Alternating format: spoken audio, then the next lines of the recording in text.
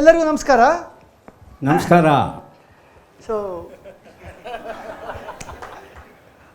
So ನಾನು for once I am overwhelmed.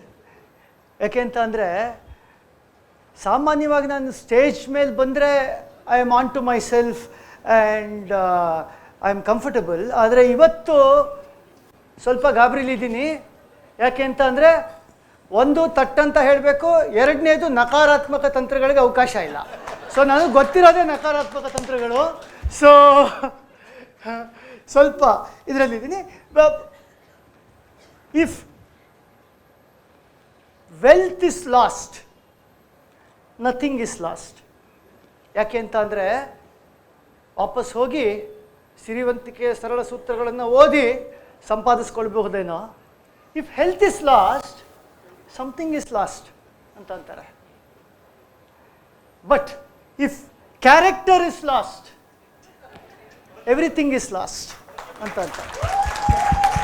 So ಇವತ್ತು ಈ 4 ಬೇರೆ ಬೇರೆ ಪುಸ್ತಕಗಳನ್ನು ಬೆಸೀತಾ ಇರುವಂತಹ ಬೇರೆ ಬೇರೆ ಕೊಂಡಿಗಳನ್ನು ಇಟ್ಕೊಂಡು, ಈ 4 ಪುಸ್ತಕಗಳನ್ನು ಓದಿರೋ ಕಾನ್ಫಿಡೆನ್ಸಲ್ಲಿ ಕೊಂಡಿಗಳನ್ನು ಇಟ್ಕೊಂಡು ಮಾತಾಡುವಂಥ ಪ್ರಯತ್ನವನ್ನು ಮಾಡ್ತೀನಿ.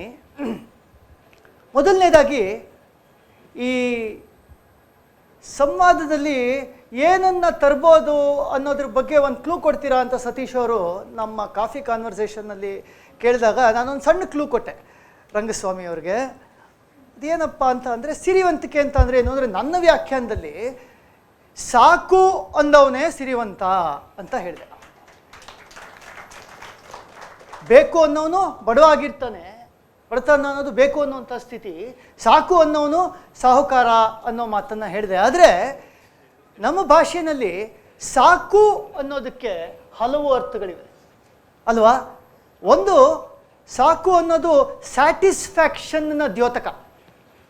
ಮತ್ತೊಂದು ಅರ್ಥದಲ್ಲಿ ಸಾಕು ಅಂತ ಅಂದರೆ ಮಿತವ್ಯಯ. ಓಕೆ, ಹಿತಮಿತವಾಗಿ ಆಹಾರ ಸ್ವೀಕರಿಸಬೇಕು ಅನ್ನೋದ್ರ ಬಗ್ಗೆ ಸೋಮೇಶ್ವರ್ ಅವರು ಬರೆದಿದ್ದಾರೆ. ಆ ಮಿತದ ವಿಷಯ.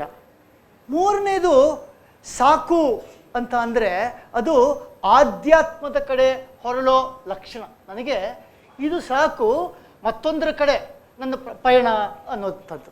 ಕೊನೆಗೆ ಸತೀಶ್ ಅವರು ಪುಸ್ತಕ ಬರೆದಿದ್ದಾರಲ್ಲ, ಆ ಸಾಕು ಏನಪ್ಪ ಅಂತ ಅಂದರೆ ಗ್ರೀಡ್ ಕಡೆ ಹೊರಳಿದಾಗ ಸಾಕುನ ಬಿಟ್ಟು ಅಲ್ಲಿ ಸಿಕ್ಕಾಕೊಳ್ಳುವಂಥದ್ದು, ಮತ್ತು ಅದು ನಮ್ಮನ್ನು ಸಾಕು ಸಾಕು ಮಾಡಿಬಿಡುವಂಥದ್ದು.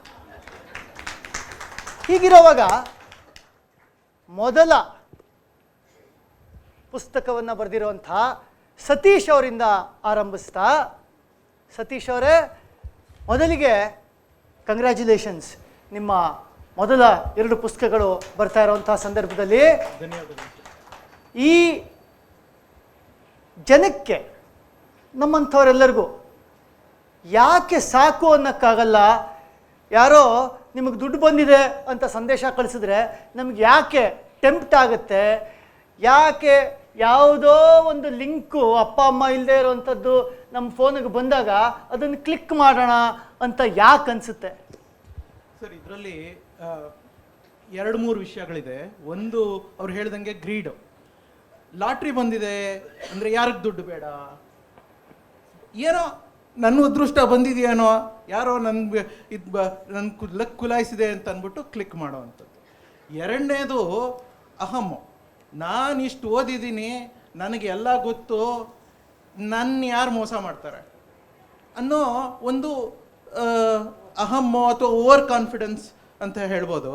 ಇದು ಅವ್ರನ್ನ ಈ ಸೈಬರ್ ಕ್ರೈಮ್ಗೆ ಆ ಲಿಂಕೋ ಅಥವಾ ಅವ್ರ ಜೊತೆ ಮಾತಾಡೋಕ್ಕೋ ಅಥವಾ ಅವ್ರ ಫ್ರೆಂಡ್ ರಿಕ್ವೆಸ್ಟ್ ಅಕ್ಸೆಪ್ಟ್ ಮಾಡೋಕ್ಕೋ ಅದನ್ನು ಪ್ರೇರೇಪಿಸುತ್ತೆ.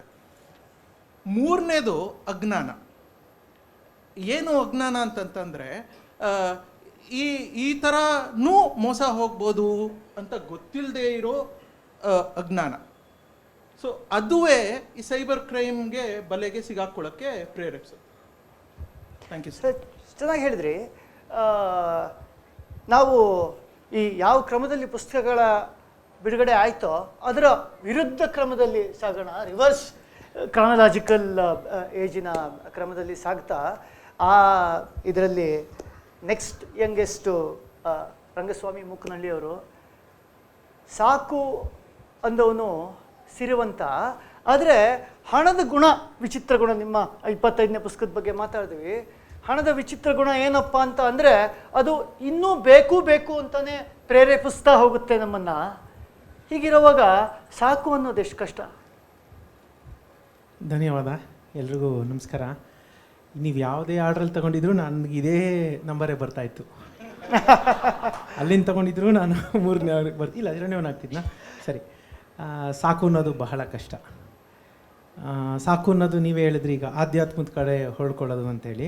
ಸಾಕು ಅನ್ನೋದು ನಿಜಕ್ಕೂ ಕಷ್ಟ. ಆದರೆ ಒಂದು ಅಂಶ ನಾನು ಹೇಳ್ತೀನಿ, ಒಂದು ಹಂತದ ನಂತರ ನಾವು ಏನೇ ಗಳಿಸಿದ್ರೂ ಅದು ಕೇವಲ ಸಂಖ್ಯೆ ಆಗೋಗುತ್ತೆ ಅಲ್ವಾ. ಯಾಕಂದರೆ ಈಗ ಆಹಾರಕ್ಕೆ ಬರೋದೇ ಆಯಿತು ಅಂದರೆ ನಾವು ಎಷ್ಟೇ ದುಡ್ಡಿದ್ರೂ ಅಷ್ಟೇ ತಿನ್ನೋಕ್ಕೆ ಸಾಧ್ಯ. ಹೊಟ್ಟೆ ಎಷ್ಟಿದೆ ಅಷ್ಟೇ. ಅಮ್ಮಮ್ಮ ಏನೋ ತುಂಬ ಚೆನ್ನಾಗಿದೆ ಇವತ್ತು ಮಾಡಿರೋ ಉಪ್ಪಿಟ್ಟು ಚೆನ್ನಾಗಿದೆ ಅಂತಂದರೆ ಇನ್ನೇನು ಮಾಡ್ಬೋದು, ನಾವು ಇನ್ನೊಂದು ಸ್ವಲ್ಪ ಜಾಸ್ತಿ ಉಪ್ಪಿಟ್ಟು ತಿನ್ಬೋದು ಅಷ್ಟೇ. ಅದೇ ಥರ ನಾವು ಎಲ್ಲೆಲ್ಲೇ ಮನೆ ಇಟ್ಕೊಂಡಿದ್ರು 10 ಮನೆ ಇದ್ದರೂ ಕೂಡ ಹೂಡಿಕೆಯಲ್ಲಿ ಬದುಕೋಕ್ಕಾಗೋದು ಒಂದೇ ಮನೆಯಲ್ಲಿ. ಆ ಒಂದು ಆಧ್ಯಾತ್ಮಿಕತೆ, ಒಂದು ತತ್ವ, ಒಂದು ಸಿದ್ಧಾಂತ ಮನಸ್ಸಲ್ಲಿದ್ದರೆ ಸಾಕು ಅನ್ನೋದು ಕಷ್ಟ ಕೂಡ ಅಲ್ಲ. ಹ್ಯಾವಿಂಗ್ ಸೆಡ್ ದಟ್, ಸಾಕು ಅನ್ನೋದು ಬಹಳ ಬಹಳ ಕಷ್ಟ. ಹಾಗಾಗಿ ನಿಮ್ಮ ಒಂದು ಮಾತನ್ನೇ ಹೈಜಾಕ್ ಮಾಡಿದ್ದೆ ನಾನು. ಸಾಕು ಅಂದವನು ಸಿರಿವಂತ, ಬೇಕು ಅನ್ನುವ ಬೇಗುದಿಯಲ್ಲಿ ಬದುಕೋನೇ ಬಡವ ಅಂತ ನಾನು ಅದನ್ನು ಮೊನ್ನೆ ಸೋಷಿಯಲ್ ಮೀಡಿಯಾದಲ್ಲೂ ಮೊದಲಾರ್ಧನ ಇವರಿಂದ ಎರವಲು ಪಡ್ಕೊಂಡು ಮಿಕ್ಕಿದ್ದನ್ನು ನಾನು ಇದು ಮಾಡಿದ್ದೆ. ಸಾಕು ಅನ್ನೋದು ಕಷ್ಟ, ಆದರೆ ಎಲ್ಲೋ ಒಂದು ಹಂತದಲ್ಲಿ ನಾವು ಸಾಕು ಅಂತ ನಿಲ್ಲೇಬೇಕಾಗುತ್ತೆ. ಬದುಕು ಅಂದರೆ ಪ್ರಯಾಣ, ಅಕ್ಸೆಪ್ಟ್ ಮಾಡಿದೆ, ಆದರೆ ಡೆಸ್ಟಿನೇಷನ್ ಅಲ್ಲ, ಪ್ರಯಾಣನೇ. ಆದರೆ ಎಲ್ಲಿ ತನಕ ಅಂತ ನಾವು ಸಾಕ್ತಾನೆ ಇರೋಕ್ಕಾಗುತ್ತೆ. ನಾವು ನಡೆದು ಬಂದ ಹಾದಿನ ಹಿಂತಿರುಗಿ ನೋಡಿ ಆಸ್ವಾದನೆ ಮಾಡೋಕ್ಕಾದರೂ ನಾವೆಲ್ಲರೂ ಒಂದು ಕಡೆ ನಿಲ್ಲೇಬೇಕಾಗುತ್ತೆ. ಸಾಕು ಅಂತ ಹೇಳಲೇಬೇಕಾಗುತ್ತೆ. ಬೇಕೋ ಬೇಡವೋ ಅದನ್ನು ನಾವು ರೂಢಿಸ್ಕೋಬೇಕು, ಬೆಳೆಸ್ಕೊತಾ ಹೋಗಬೇಕು. ಧನ್ಯವಾದ. ಜಗದೀಶ್ ಸಂಪ ಅವರೇ,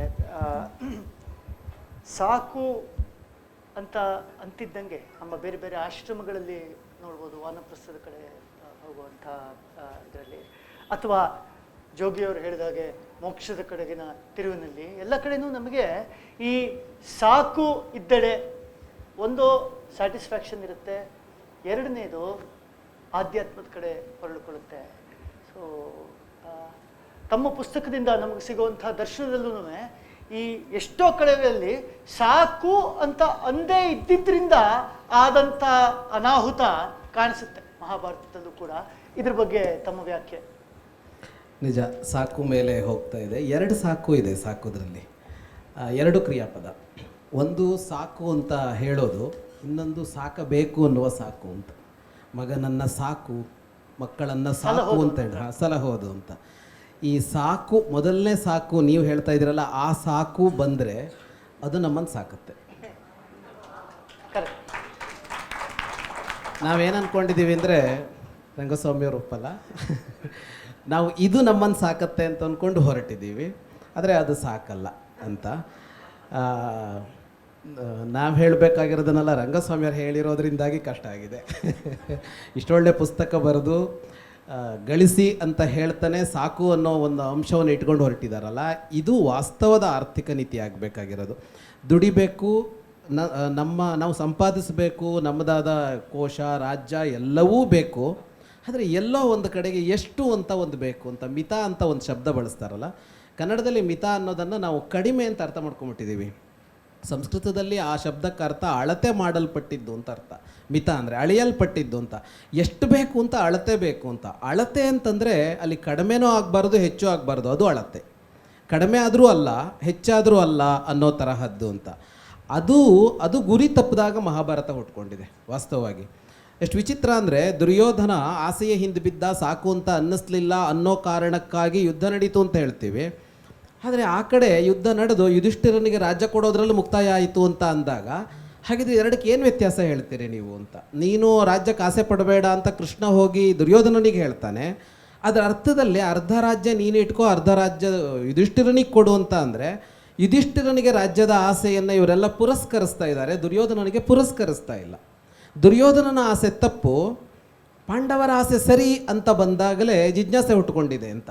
ಈಗ ತುಂಬ ಜನ ಪಾಂಡವರನ್ನು ಪ್ರಶ್ನಿಸ್ತಾ ಇರೋದು ಅವರೇನು ಒಳ್ಳೆಯವರಲ್ಲ ಬಿಡಿ, ಅದಕ್ಕೆ ಯುದ್ಧ ಮಾಡಲಿಲ್ವ ಒಂದು ಇದಕ್ಕಾಗಿ ಅನ್ನೋ ಮಾತಾಡ್ತಾ ಇರೋದು ಎಲ್ಲಿ ಅಂದರೆ ಇಲ್ಲಿ ಅಂತ. ದುರ್ಯೋಧನ ಆಸೆಗೂ ಧರ್ಮರಾಜನ ಆಸೆಗೂ ಒಂದು ಸಣ್ಣ ಗೆರೆ ಇದೆ, ತುಂಬ ಸಣ್ಣ ಗೆರೆ ಅದು. ಆ ಗೆರೆ ದುರ್ಯೋಧನನಿಗೆ ಕಾಣಿಸಿಲ್ಲ, ಯುಧಿಷ್ಠಿರನಿಗೆ ಕಾಣಿಸ್ತು.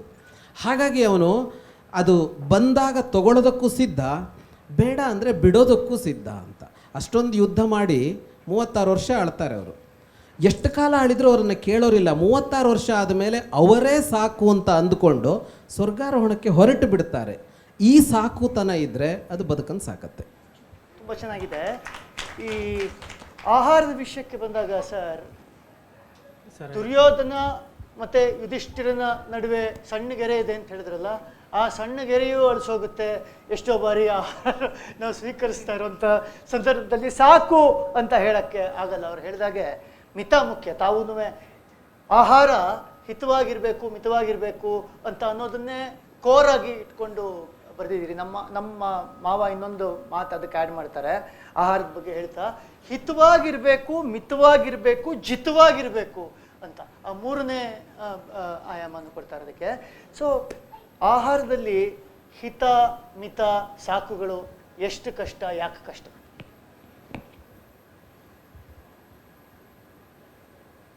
ಹಿತ ಮಿತ, ಮಿತ ಶಬ್ದದ ವ್ಯಾಖ್ಯಾನವನ್ನು ಬಹಳ ಸೊಗಸಾಗಿ ಮಾಡಿದ್ದಾರೆ ಜಗದೀಶ್ ಶರ್ಮಾ ಅವರು. ನನ್ನ ಕೆಲಸವನ್ನು ಸರಳಗೊಳಿಸಿದರು. ಪ್ರಕೃತಿ ನಮ್ಮ ದೇಹದಲ್ಲಿ ತ್ರಿಫ್ಟಿ ಜೀನ್ಸ್ ಅಂತ ಕೆಲವು ವಂಶವಾಹಿಗಳನ್ನು ಸ್ಥಾಪಿಸ್ಬಿಟ್ಟಿದೆ. ಯಾಕೆ ಸ್ಥಾಪಿಸ್ತು? ನಮ್ಮ ಪೂರ್ವಜರು ಅಲೆಮಾರಿಗಳಾಗಿದ್ದರು. ಒಂದು ಹೊತ್ತಿನ ಊಟದ ಭರವಸೆ ಇರಲಿಲ್ಲ, ಆದರೆ ನನಗೆ ಊಟದ ಭರವಸೆ ಇದೆ. ಇವತ್ತು ಕಾರ್ಯಕ್ರಮ ಮುಗಿಸ್ಕೊಂಡು ಮನೆಗೆ ಹೋಯಿತು ಅಂದರೆ ಊಟ ಖಂಡಿತ ಇರುತ್ತೆ, ಆ ಭರವಸೆ ನನಗೆ ಉಂಟು. ಆದರೆ ನನ್ನ ಪೂರ್ವಜರಿಗೆ ಇರಲಿಲ್ಲ. ಹಾಗಾಗಿ ಪ್ರಕೃತಿ ಒಂದು ಸೂಕ್ಷ್ಮವಾದ ಒತ್ತಡವನ್ನು ಹಾಕ್ತು ಮನುಷ್ಯನ ಮೇಲೆ. ಯಾವಾಗ ಆಹಾರ ಸಿಗುತ್ತೋ ಚೆನ್ನಾಗಿ ತಿಂದುಬಿಡು, ಕಂಠ ಪೂರ್ತಿ ತಿನ್ನು ತಿನ್ನು ತಿನ್ನು, ವಾಂತಿ ಆದರೂ ಪರವಾಗಿಲ್ಲ, ತಿನ್ನು. ಯಾಕೆ ಹೀಗೆ ಒಂದು ಒತ್ತಡವನ್ನು ಹಾಕ್ತು ಅಂದರೆ ನಾಳೆಯ ಊಟದ ಭರವಸೆ ಇಲ್ಲ. ಹಾಗಾಗಿ ತಿಂದು ತಿಂದು ಒಂದಷ್ಟು ಕೊಬ್ಬು ಸಂಗ್ರಹ ಆಗಿದ್ದರೆ ಆ ಕೊಬ್ಬನ್ನೇ ಶಕ್ತಿಯನ್ನಾಗಿ ಪರಿವರ್ತಿಸ್ಕೊಂಡು ಜೀವವನ್ನು ಹಿಡಿದಿಡಬಹುದು. ಆ ಜೀವವನ್ನು ಹಿಡಿದಿಡೋದಕ್ಕೆ ಈ ತಿನ್ನುವ ಸಾಕು ಅನ್ನೋ ಶಬ್ದವೇ ನಿನ್ನ ಹತ್ತಿರಕ್ಕೆ ಬರದೇ ಇರೋ ಹಾಗೆ ನೋಡಿಕೊಳ್ಳುವ ಒಂದು ಸಂಚು ಅಂತ ನಾನು ಹೇಳಲ್ಲ, ಒಂದು ವ್ಯವಸ್ಥೆಯನ್ನು ರೂಪಿಸ್ತು ಪ್ರಕೃತಿ. ಆದರೆ ಇವತ್ತು ನಾಗರಿಕತೆ ಅನ್ನೋದು ಯಾವ ಮಟ್ಟಕ್ಕೆ ಬಂದಿದೆ ಅನ್ನೋದು ನಮಗೆಲ್ಲ ಗೊತ್ತು. ಆದರೆ ಆ ಜೀನ್ಸ್ಗಳು ಬದಲಾವಣೆ ಆದವಾ? ಆಗಲಿಲ್ಲ. ಬದುಕು ಬದಲಾವಣೆ ಆಯಿತು, ಜೀನ್ಸ್ ಬದಲಾವಣೆ ಆಗಲಿಲ್ಲ. ಹಾಗಾಗಿ ಇವತ್ತೂ ಸಹ ಆ ತಿನ್ನು ತಿನ್ನು ತಿನ್ನು ಅನ್ನೋ ಒತ್ತಡ ಇದೆ. ಬೆಳಗ್ಗೆ ಸಿಹಿ ಪೊಂಗಲ್ಲು, ಖಾರ ಪೊಂಗಲ್ಲು ಎಷ್ಟು ಚೆನ್ನಾಗಿತ್ತು ಅಂದರೆ 2ನೇ ಸಲ 3ನೇ ಸಲನೂ ಹಾಕಿಸ್ಕೊಂಡ್ವಿ ನಾವು. ಹಾಗಾಗಿ ಎಲ್ಲೋ ಒಂದು ಕಡೆಗೆ ಒಂದು ಘಟ್ಟದಲ್ಲಿ ಒಂದು ಸರಳ ಸೂತ್ರವನ್ನು ನಾವು ಸ್ಥಾಪಿಸ್ಕೋಬೇಕು. ಆಯಿತು, ತಿನ್ನು ತಿನ್ನು ಅಂತ ಹೇಳುತ್ತೆ, ತಿಂದು ಬಿಡೋಣ. ಆದರೆ ತಿಂದದ್ದನ್ನು ಆವತ್ತೇ ಖರ್ಚು ಮಾಡೋಣ. ನೀವೆಷ್ಟು ತಿಂದಿರ್ತೀರೋ ಅಷ್ಟು ಶಕ್ತಿಯನ್ನು ಆವತ್ತೇ ವ್ಯಯ ಮಾಡಿದ್ರೆ ತೊಂದರೆ ಇರೋದಿಲ್ಲ. ಆ ಹಿತ ಮಿತ ಅನ್ನೋ ಅರ್ಥ ಸಹಜವಾಗಿ ಬರುತ್ತೆ. ಹಾಗಾಗಿ ಈ ಒಂದು ತ್ರಿಫ್ಟಿ ಜೀನ್ಸ್, ಹಿತ ಮಿತ, ಇದರ ಸೂಕ್ಷ್ಮವನ್ನು, ಆಯಾಮವನ್ನು ಅರ್ಥ ಮಾಡಿಕೊಳ್ಳಿಕ್ಕೆ ಎಲ್ಲೋ ಒಂದು ಕಡೆಗೆ ಧಾರ್ಮಿಕ ಜಿಜ್ಞಾಸೆ, ಯುಧಿಷ್ಠಿರದ ಮನೋಭಾವ ಬೇಕು ಅಂತ ಅನಿಸುತ್ತಾನೆ. ಭಾಳ ಚೆನ್ನಾಗಿ ಹೇಳಿದ್ರಿ ಸೋಮೇಶ್ವರ ಅವರೇ. ಈ ತ್ರಿಫ್ಟಿ ಜೀನ್ಸ್ ಬಹುಶಃ ಆಹಾರದ ವಿಷಯದಲ್ಲಿ ಮಾತ್ರ ಅಲ್ಲ, ಬೇರೆಲ್ಲ ವಿಷಯದಲ್ಲೂ ಕೆಲಸ ಮಾಡುತ್ತೆ ಅಂತ ಅನಿಸುತ್ತೆ. ಯಾಕೆ ಅಂತ ಅಂದರೆ, we have as humans moved from a situation of scarcity to a situation of abundance. So ಈ ಪ್ರಯಾಣದಲ್ಲಿ ನಮಗೆ ಆ ಥ್ರಿಫ್ಟಿ ಜೀನ್ಸಿಂದು ಕೆಲಸ ಮಾಡ್ತಿರೋದ್ರಿಂದ ಶೇಖರಿಸಿಟ್ಕೊಳ್ಳೋವಂಥ ಮನೋಭಾವ ಹೆಚ್ಚಾಗಿದೆ. ಆಮೇಲೆ ಆ ಶೇಖರಿಸಿಟ್ಟಿಟ್ಕೊಂಡಿದ್ದನ್ನು ಏನು ಮಾಡಬೇಕು, ಹೇಗೆ ಮಾಡಬೇಕು ಅಂತ ಗೊತ್ತಾಗದೆ ಅದನ್ನೆಲ್ಲೋ ಕಳ್ಕೊಂಬಿಡುವಂಥ ಸಾಧ್ಯತೆ ಇದೆ. ಅದು ಅತಿರೇಕಕ್ಕಿಟ್ಕೊಂಡು ಈ ದುರಾಸೆನಲ್ಲೇ ಮುಳುಗೋಗಿ ನಾವು ಬೇರೆ ಆಧ್ಯಾತ್ಮವನ್ನು ಮತ್ತೆ ಬೇರೆ ಬಿಡುಗಡೆ ಮಾರ್ಗಗಳನ್ನು ಅನುಸರಿಸೋದು ಕಷ್ಟ ಆಗಿದೆ. ಬೊಜ್ಜು ಶೇಖರಣೆ ಆಗ್ತಾ ಇದೆ, ಇವೆಲ್ಲ ಆಗ್ತಾ ಇರುವಂಥದ್ದು ಕಾಣಿಸ್ತಾ ಇದೆ. ಭಾಳ ಚೆನ್ನಾಗಿತ್ತು.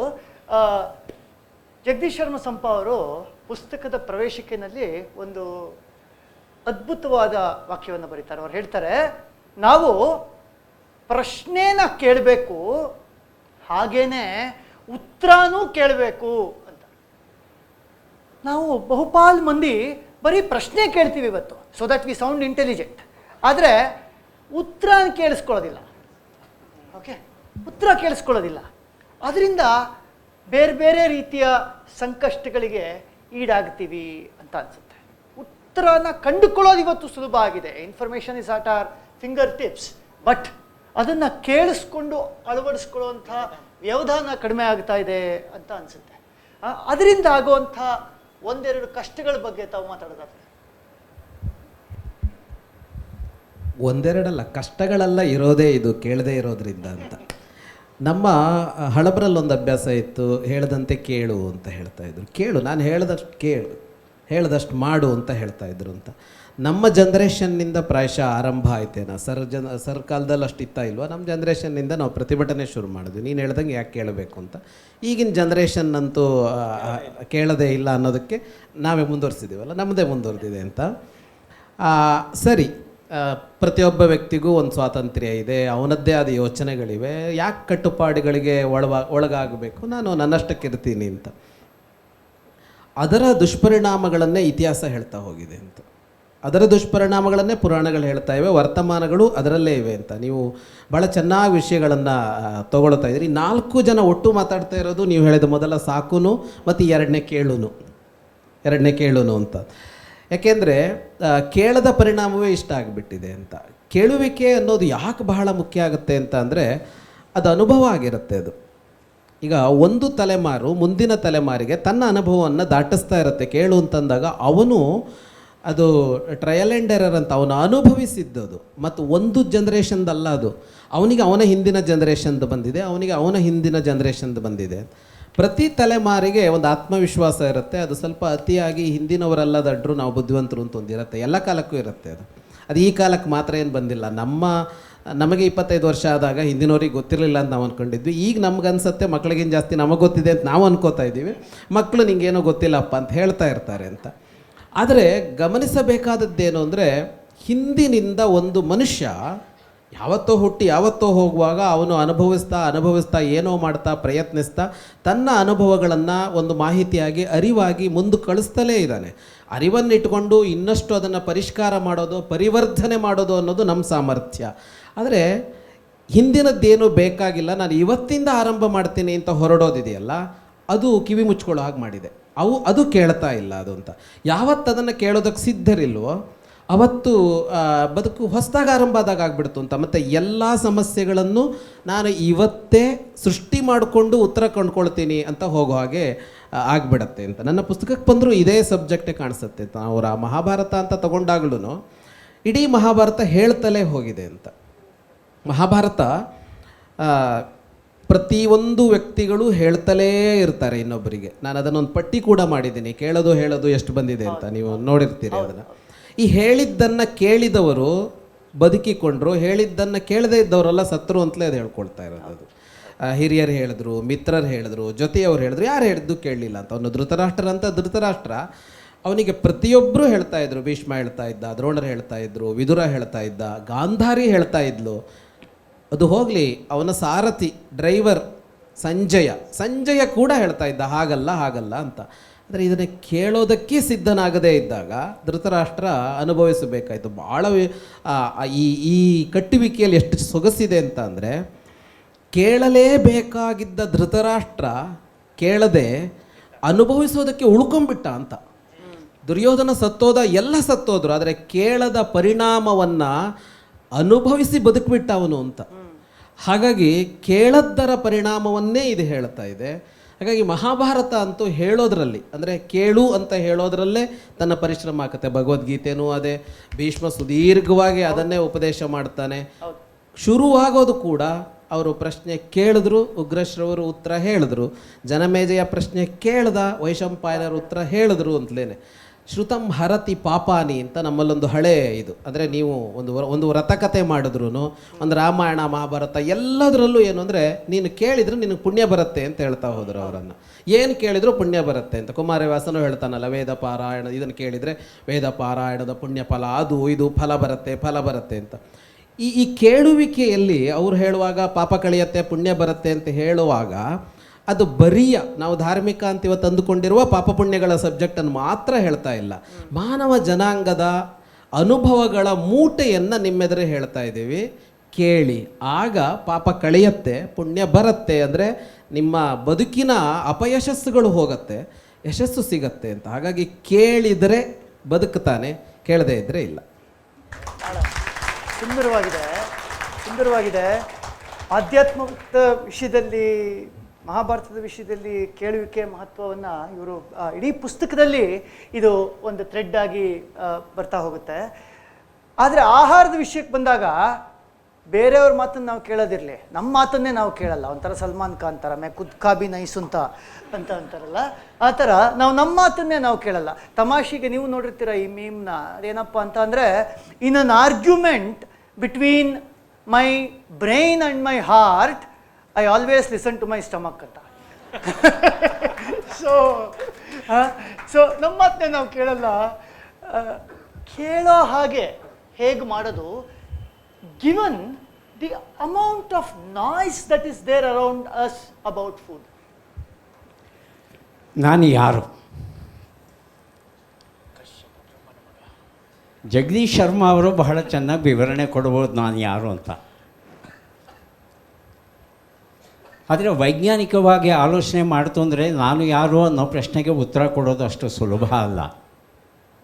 ನಾನು ಯಾರು ಅಂತ ಪ್ರಶ್ನೆ ಕೇಳ್ತು ಅಂದರೆ, ಈ ದೇಹದ ಒಳಗೆ ಇರ್ತಕ್ಕಂಥ ಮನಸ್ಸು ಇವೆರಡನ್ನೂ ನಿಯಂತ್ರಿಸುತ್ತೆ ಅಂತ ನಾವು ಭಾವಿಸಿರೋ ಆತ್ಮ. ವಿಜ್ಞಾನದಲ್ಲಿ ಆತ್ಮ ಅನ್ನೋ ಶಬ್ದಕ್ಕೆ ಪ್ರವೇಶ ಇಲ್ಲ. ಅದನ್ನು ಬಯೋಲಾಜಿಕಲ್ ಎನರ್ಜಿ, ಜೈವಿಕ ಶಕ್ತಿ ಅಂತ ಕರೀತೇವೆ. ಆತ್ಮವನ್ನೇ ಜೈವಿಕ ಶಕ್ತಿ ಅಂತ ನಾವು ಇಟ್ಕೋಬಹುದು. ಇವು ಮೂರು ಸೇರಿದ್ರೆ ನಾನಾ? ಖಂಡಿತ ಅಲ್ಲ. ನನ್ನ ದೇಹ ನಿರ್ಮಾಣ ಆಗಿರೋದು 32.7 ಟ್ರಿಲಿಯನ್ ಜೀವಕೋಶಗಳಿಂದ. 32.7 ಲಕ್ಷ ಕೋಟಿ ಜೀವಕೋಶಗಳಿಂದ ನಾನಾಗಿದ್ದೇನೆ. ಅಷ್ಟೇನಾ ನಾನು? ಖಂಡಿತ ಅಲ್ಲ. ನನಗಿಂತಲೂ, ನನ್ನ ದೇಹವನ್ನು ರೂಪಿಸಿರುವ ಜೀವಕೋಶಗಳಿಗಿಂತಲೂ 3 ಪಟ್ಟು ಹೆಚ್ಚು ಜೀವಕೋಶಗಳು, ಸೂಕ್ಷ್ಮ ಜೀವಿಗಳು, ಮೈಕ್ರೋ ಆರ್ಗ್ಯಾನಿಸಮ್ಸ್, ಮೈಕ್ರೋಬ್ಸ್ ನನ್ನ ದೇಹದ ಮೇಲೆ, ದೇಹದ ಒಳಗೆ ಇವೆ.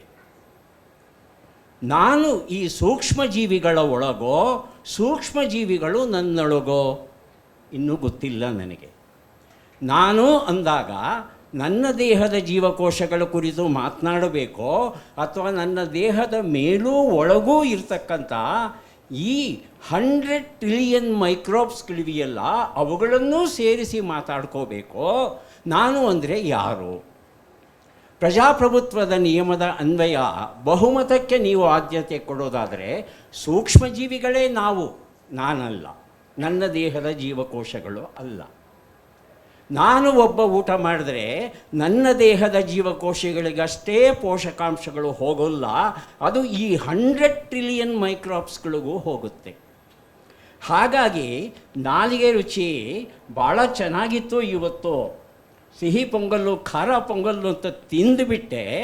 ತಿಂದದ್ದು ನನ್ನ ಆಸೆ, ನನ್ನ ದೇಹದ ಜೀವಕೋಶಗಳು ಖುಷಿ ಪಡಬಹುದು, ಆದರೆ ಮೈಕ್ರಾಬ್ಸ್ಗಳಿಗೆ ಎಲ್ಲದ ಸಿಟ್ಟು ಬರುತ್ತೆ. ಅದಕ್ಕೆ ಅವು ಸಿಹಿ ಪೊಂಗಲ್ ಕೇಳಲ್ಲ, ಚಿಕನ್ ಬಿರಿಯಾನಿ ಕೇಳಲ್ಲ. ಅದಕ್ಕೆ ಕೇಳೋದು ಏನಪ್ಪ ಅಂದರೆ ನಾರು ಪದಾರ್ಥ. ನಿಮ್ಮ ಆಹಾರದಲ್ಲಿ ನಾರು ಪದಾರ್ಥ ಇದ್ದರೆ ಈ 100 ಟ್ರಿಲಿಯನ್ ಜೀವಕೋಶಗಳು ಬಹಳ ಸಂತೃಪ್ತವಾಗಿರುತ್ತವೆ, ನಿಮ್ಮ ಜೊತೆ ಹೊಂದಾಣಿಕೆ ಮಾಡಿಕೊಂಡು ಬದುಕನ್ನು ನಡೆಸೋಕ್ಕೆ ಅವಕಾಶ ಮಾಡಿಕೊಡುತ್ತೆ. ನಾರು ಪದಾರ್ಥವನ್ನು ಸೇವಿಸದೆ ಬರೀ ಜಂಕ್ ಆಹಾರವನ್ನು, ನಾಲಿಗೆ ರುಚಿಯ ಆಹಾರವನ್ನು ಸೇವಿಸ್ತಾ ಹೋಯಿತು ಅಂದರೆ ಅವು ತಿರುಗಿ ಬೀಳುತ್ತೆ. ಹೇಗೆ ತಿರುಗಿ ಬೀಳುತ್ತೆ? ನಮ್ಮ ದೇಹದ ಆರೋಗ್ಯವನ್ನು, ಮನಸ್ಸಿನ ಆರೋಗ್ಯವನ್ನು, ಆಧ್ಯಾತ್ಮಿಕ ಆರೋಗ್ಯವನ್ನು ಎಲ್ಲವನ್ನೂ ನಾಶ ಮಾಡುವಂಥ ವಿಶೇಷವಾದ ರಾಸಾಯನಿಕ ವಸ್ತುಗಳನ್ನು ಉತ್ಪಾದನೆ ಮಾಡ್ತಾ ಹೋಗುತ್ತೆ. ಅದು ಮೊದಲು ಬೊಜ್ಜನ್ನು ತರಿಸುತ್ತೆ, ಆನಂತರ ಮಧುಮೇಹ, ಆನಂತರ ರಕ್ತದ ಏರೊತ್ತಡ, ಆನಂತರ ಹೃದಯಾಘಾತ, ಆನಂತರ ಕ್ಯಾನ್ಸರ್. ಇಲ್ಲ ಇಚ್ಛಿತ ವಿಕಲತೆ, ಖಿನ್ನತೆ, ಆತಂಕ. ಯಾವ ಕಾಯಿಲೆ ಕೇಳ್ತೀರಿ? ಆ ಕಾಯಿಲೆಗೆ ಮೂಲ ಬೊಜ್ಜು ಅಂತ ಹೇಳ್ತಾ ಇದ್ವಿ ಇಷ್ಟು ದಿವಸ. ಬೊಜ್ಜು ರೋಗಗಳ ರಾಜ ಅಂತ ಹೇಳ್ತಾ ಇದ್ವಿ. ಯಾವುದೇ ಕಾಯಿಲೆನ ನೀವು ಆಹ್ವಾನಿಸಬೇಡಿ, ಬೊಜ್ಜನ್ನು ಆಹ್ವಾನಿಸ್ಕೊಳ್ಳಿ, ಒಂದೊಂದೇ ರೋಗಗಳು ನಿಮ್ಮ ದೇಹವನ್ನು ಪ್ರವೇಶ ಮಾಡುತ್ತೆ ಅಂತ ಹೇಳ್ತಾ ಇತ್ತು ವಿಜ್ಞಾನ. ಆದರೆ ಇವತ್ತು ಹೇಳುತ್ತೆ, ಸೂಕ್ಷ್ಮ ಜೀವಿಗಳನ್ನು ಸಂತೃಪ್ತವಾಗಿ ನೀವು ಇಟ್ಕೊಂಡ್ರೆ ನಿಮಗೆ ಆರೋಗ್ಯ ಸಿಗುತ್ತೆ, ಇಲ್ಲದಿದ್ದರೆ ಆರೋಗ್ಯ ಸಿಗೋಲ್ಲ. ಹಾಗಾಗಿ ನಿಮ್ಮ ಆಹಾರ ಪದಾರ್ಥದಲ್ಲಿ ನಾರಿನ ಅಂಶಕ್ಕೆ ಆದ್ಯತೆ ಕೊಡಿ, ಜಂಕ್ ಆಹಾರವನ್ನು ಬಿಟ್ಟು ಬಿಡಿ. ಎಲ್ಲಕ್ಕಿಂತಲೂ ಮುಖ್ಯವಾಗಿ ಮಜ್ಜಿಗೆ, ಮೊಸರು, ಉಪ್ಪಿನಕಾಯನ್ನು ತಗೊಳ್ಳಿ ಅಂತ ಹೇಳುತ್ತೆ ವಿಜ್ಞಾನ. ಅಜ್ಞಾನದ ಕಾರಣ ಇವತ್ತು ಅನಾರೋಗ್ಯ ನಮ್ಮನ್ನು ಮನೆ ಮಾಡಿದೆ. ಹಾಗಾಗಿ ಸಾಕು ಸಾಕು ಅನ್ನೋದನ್ನು ನಾವು ಎಲ್ಲಿ ರೂಢಿಸ್ಕೋಬೇಕು ಅಂದರೆ, ಜಂಕ್ ಪದಾರ್ಥಗಳು ಯಾವತ್ತೋ ಒಂದು ದಿವಸ ಮಕ್ಕಳು ಗಲಾಟೆ ಮಾಡ್ತಾರೆ ಅಂದರೆ ಹೋಗಿ ಒಂದು ದಿವಸ ತಿನ್ಕೊಂಬರ್ಬೋದು ಪಿಜ್ಜಾನ. ಆದರೆ ಪ್ರತಿದಿನ ಸಂಜೆ ಹೋಗಿ ಪಾನಿಪುರಿ ತಿಂತೇನೆ ಅಥವಾ ಪಿಜ್ಜಾ ತಿಂತೇನೆ ಅಂದರೆ ಏನಾಗುತ್ತೆ ಅಂತ ಗೊತ್ತು? ಸೂಕ್ಷ್ಮ ಜೀವಿಗಳ ದಂಗೆಯನ್ನು ಎದುರಿಸಬೇಕಾಗುತ್ತೆ. ಆ ದಂಗೆ ನಮ್ಮ ಅವಸಾನದಲ್ಲಿ ಕೊನೆಗೊಳ್ಳುತ್ತೆ. ಅದನ್ನು ನೆನಪಿಟ್ಕೊಂಡ್ರೆ ಸಾಕಾಗುತ್ತೆ.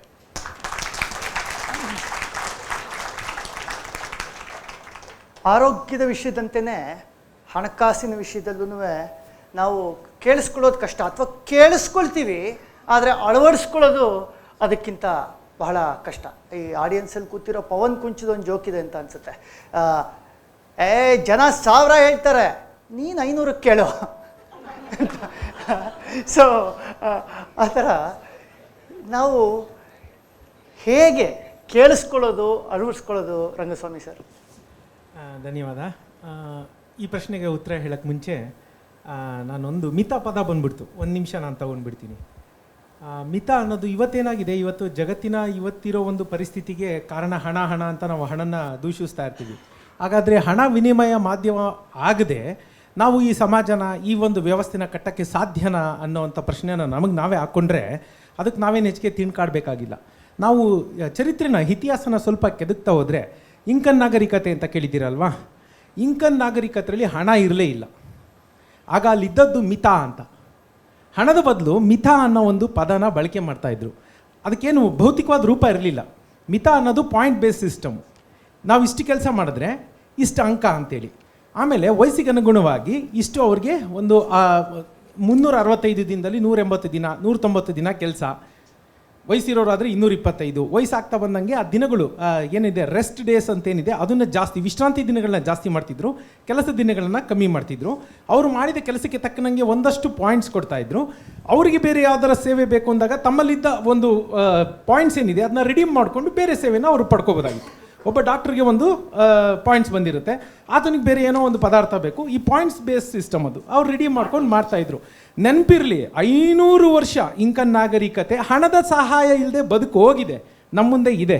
ಇದು ಗೊತ್ತಿರಲಿಲ್ಲ, ಜನಕ್ಕೆ ಗೊತ್ತಿಲ್ಲ, ಬಹಳಷ್ಟು ಗೊತ್ತಿಲ್ಲದೆ ಇರೋ ವಿಷಯ. ಹಾಗಾಗಿ ಇದು ಗೊತ್ತಾಗಲಿ ಅನ್ನೋ ಒಂದು ಕಾರಣಕ್ಕೆ ಹೇಳಿದೆ, ನಾವು ಇಂಕನ್ ನಾಗರಿಕತೆನ ಮರಳಿ ಇವತ್ತಿಗೆ ತರಬಹುದು, ಅದಕ್ಕೆ ಮನಸ್ಥಿತಿ ಬೇಕು.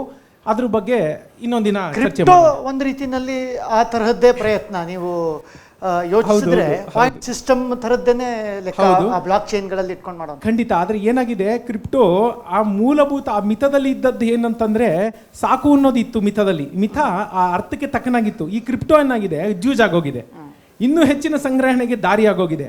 ಹಾಗಾಗಿ ಇವತ್ತಿನ ಕ್ರಿಪ್ಟೋ ಅವತ್ತಿನ ಮಿತಿಗೆ ಯಾವತ್ತೂ ಸಮಾಧಾನಕರವಾದ್ದು ಅಥವಾ ಈಕ್ವಲೆಂಟ್ ಅಂತ ನಾವು ಹೇಳೋಕ್ಕಾಗೋದಿಲ್ಲ. ಇನ್ನೊಂದು ಕೇಳಿಸ್ಕೊಳ್ಳೋದ್ರ ಬಗ್ಗೆ ಮಾತಾಡ್ತೀನಿ. ಹಾಂ, ಕೇಳಿಸ್ಕೊಳ್ಳೋದು ಅಷ್ಟೇ. ನಾನು ನೀವು ಓದಿದ್ದೀರಿ ಆ ಪುಸ್ತಕದಲ್ಲೂ ನಾನು ಎಲ್ಲ ಕಡೆ ಅದನ್ನೇ ರಿಟ್ರೀಟ್ ಮಾಡ್ತಾ ಹೋಗ್ತಿರ್ತೀನಿ, ಪದೇ ಪದೇ ಅದನ್ನೇ ಪುನರುಚ್ಚಾರಣೆ ಮಾಡ್ತಾ ಹೋಗ್ತಾ ಇರ್ತೀನಿ. ಏನಂದರೆ ಅಲ್ಲೊಂದು ಸರಳ ಸೂತ್ರಗಳು ಅಂತ ನಾನು ಬರೆದಿದ್ದೀನಿ. ಅದರಲ್ಲಿ ಎಷ್ಟೊಂದು ಸೂತ್ರಗಳೇನಿದೆ ಅದು ನನ್ನ ಜೀವನದಲ್ಲಿ ನಾನು ಅಳವಡಿಸ್ಕೊಂಡು ಇಲ್ಲಿ ಮಟ್ಟಕ್ಕೆ ತನಕ what ever I am today ಇಲ್ಲಿ ತನಕ ಬರೋದಕ್ಕೆ ಕಾರಣ ಆಗಿರೋಂಥ ಒಂದಷ್ಟು ಸೂತ್ರಗಳನ್ನೇ ನಾನು ಬರೆದಿದ್ದೀನಿ. ಅಲ್ಲಿ ನಾನು ಪದೇ ಪದೇ ಒಂದು ಅಂಶದ ಬಗ್ಗೆ ನಾನು ಹೇಳ್ತಾ ಹೋಗ್ತೀನಿ. ನೀವು ನೋಡಿರ್ತೀರಿ ಎಲ್ಲ ಚಾಪ್ಟ್ರಲ್ಲೂ ಅದು ಕಾಮನ್ ಫ್ಯಾಕ್ಟರು. ಏನಂದರೆ ಬರೀ ಓದಿದ್ರೆ ಸಾಲಲ್ಲ, ಅದನ್ನು ನಾವು ಅಳವಡಿಸ್ಕೋಬೇಕು ಅಂತ. ಈಗ ಪ್ರವಚನ ಆದರೆ ಕೇಳಿಸ್ಕೊಳ್ಳೋದು, ಪುಸ್ತಕ ಆದರೆ ಓದ್ಬಿಟ್ಟು ಸುಮ್ಮನೆ ಕತೆ ಪುಸ್ತಕದ ಥರ ಓದ್ಬಿಟ್ಟು ಅದು ನೀವು ಪೇಜ್ ತಿರುವಾಕಿ 152 ಪುಟ ಇದೆ, 2 ಅವರ್ಸಲ್ಲಿ ಮುಗಿಸ್ಬಿಟ್ಟೆ, ಇಲ್ಲಿ ಹತ್ತದೆ ಮೈಸೂರಿಗೆ ಹೋಗೋಷ್ಟರಲ್ಲಿ ಮುಗಿಸ್ದೆ, ಅದರಿಂದ ಪ್ರಯೋಜನ ಆಗಲ್ಲ. ಅದರಿಂದ ನಾವು ಎಷ್ಟು ಸೂತ್ರಗಳನ್ನ ನಾವು ಅಳವಡಿಸ್ಕೊಂಡ್ವಿ ಅಂದರೆ ನಥಿಂಗ್ ಬಟ್ ಅದನ್ನು ನಾವು ಅಡಾಪ್ಟ್ ಮಾಡ್ಕೋಬೇಕು, ನಮ್ದನ್ನು ಮಾಡ್ಕೊಂಬಿಡ್ಬೇಕು. ಅಲ್ಲಿರೋ ಪದಗಳೆಲ್ಲ ಬರೆದಿರೋದೆಲ್ಲ ಬರೆಯೋ ತನಕ ನಂದು, ಮುದ್ರಣ ಹಾಕೋ ತನಕ ಜಮೀಲ್ ಅವ್ರದ್ದು, ಅದಾದಮೇಲೆ ನಿಮ್ಮದು. ನೀವು ಮನೆ ತೊಗೊಂಡೋಗಿ ಕಪ್ಪಾಟಲ್ಲಿ ಇಟ್ಕೊತೀರೋ ಅಥವಾ ನಿಮ್ಮ ಮನಸ್ಸಿನಲ್ಲಿ ಇಟ್ಕೋತಿರೋ ನಿಮಗೆ ಬಿಟ್ಟಿದ್ದು. ಎಗೈನ್ ಆ ಪುಸ್ತಕ ಓದಿ ಯಾರೋ ಒಬ್ಬರು ಒಂದಿನ ಇಲ್ಲ ಈ ಒಂದು ಸೂತ್ರಗಳನ್ನ ಪಾಲಿಸಿದಿರೋ ಕಾರಣ ನಾನು ಇವತ್ತು ಈ ಮಟ್ಟಕ್ಕೆ ಬಂದೆ ಅಂತ ಹೇಳೋ ಸಾಧ್ಯತೆಗಳಿದೆ, ಇಲ್ಲ ಅಂತಿಲ್ಲ. ಎಗೈನ್ ಅದು ಕೇಳೋರ ಮೇಲೆ ಡಿಪೆಂಡು. ಕೇಳೋದು ಅಂದರೆ ಓದಿದ್ದನ್ನು ನೀವು ಅಡಾಪ್ಟ್ ಮಾಡ್ಕೊಳ್ಳೋದು ಅನ್ನೋ ಅರ್ಥದಲ್ಲಿ ನಾನು ಹೇಳ್ತಾ ಇದ್ದೀನಿ. ಹಾಗಾಗಿ ಕತೆ ಬುಕ್ ಥರ ಓದಿ ಹಾಫ್ ಆನ್ ಅವರ್ 1 ಅವರ್ 2 ಅವರ್ಸಲ್ಲಿ ಓದಿ ಪಕ್ಕಕ್ಕೆ ಎತ್ತಿಟ್ರೆ ಅದು 1 ಮೋರ್ ಬುಕ್, ಏನು ಅದರಲ್ಲೇನು ವಿಶೇಷತೆ ಏನಿಲ್ಲ. ಅದರಲ್ಲಿರೋ ಒಂದಷ್ಟು ಸೂತ್ರಗಳಲ್ಲಿ ಒಂದು ಸೂತ್ರನಾದರೂ ನಾವು ಯಾವುದನ್ನೇ ಆಯಿತು ಪ್ರತಿದಿನ ನಾವು ಏನು ಮಾಡ್ತಾ ಹೋಗ್ತೀವಿ ಅದೇ ನಾವು ಆಗ್ಬಿಡ್ತೀವಿ. ಹಾಗಾಗಿ ಆ ಸೂತ್ರನ ಅಳವಡಿಕೆ ಮಾಡಿಕೊಂಡ್ರೆ ಸಿರಿವಂತರಾಗೋದು ದೊಡ್ಡದೇನಲ್ಲ, ಕಷ್ಟನೂ ಅಲ್ಲ.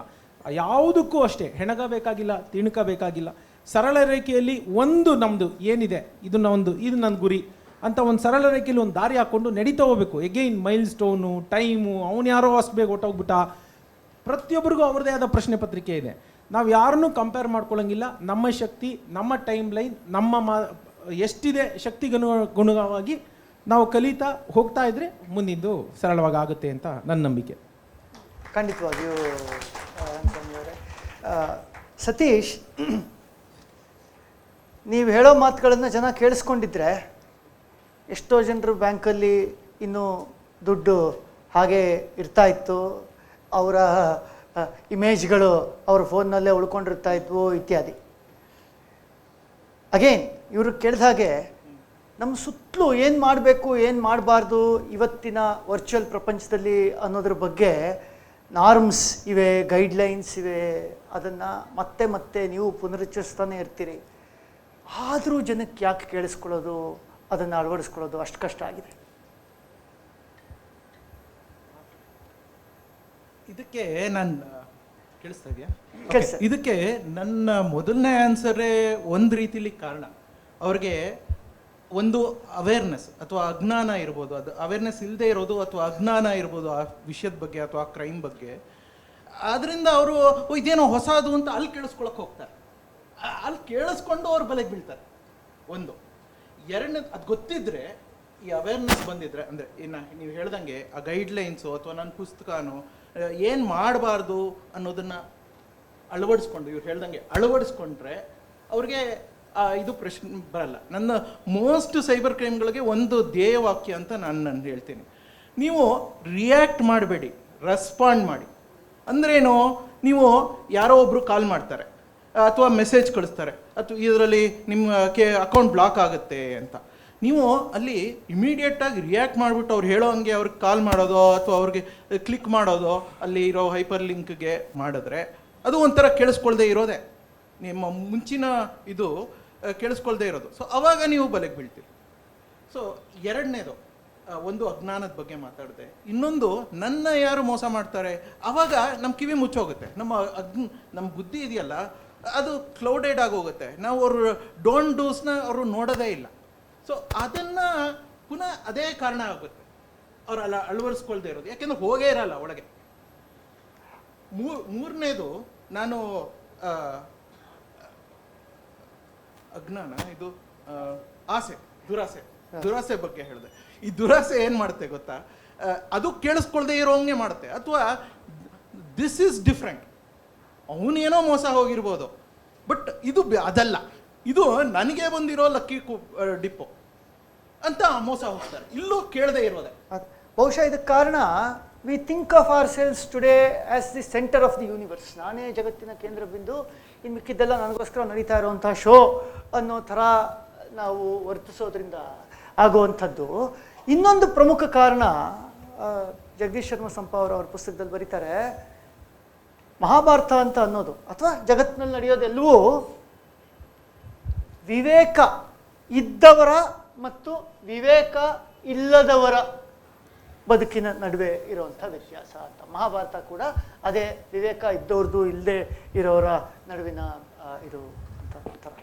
ಸೊ ಈ ವಿವೇಕ ವಿವೇಚನೆಗಳು ಇದೆಯಲ್ಲ ಸರ್, ಇವು ಆ ಹೊತ್ತಿಗೆ ಅಷ್ಟು ಕಷ್ಟ ಇತ್ತು, in the age of limited information. ಈ ಹೊತ್ತು ಇನ್ನಷ್ಟು ಕ್ಲಿಷ್ಟಕರ ಆಗ್ತಾ ಇದೆ. ನಮಗೆ ಮಹಾಭಾರತದಿಂದ ಏನಾದರೂ ಒಂದೆರಡು ಪಾಠಗಳು ಸಿಗುತ್ತಾ ವಿವೇಕ ವಿವೇಚನೆಗಳ ವಿಷಯದಲ್ಲಿ? ವಿವೇಕ ಭ್ರಷ್ಟಾನಾಂ ಭವತಿ ವಿನಿಪಾತ ಶತಮುಖ ಅಂತ ಭರ್ತೃಹರಿ ಹೇಳ್ತಾರೆ.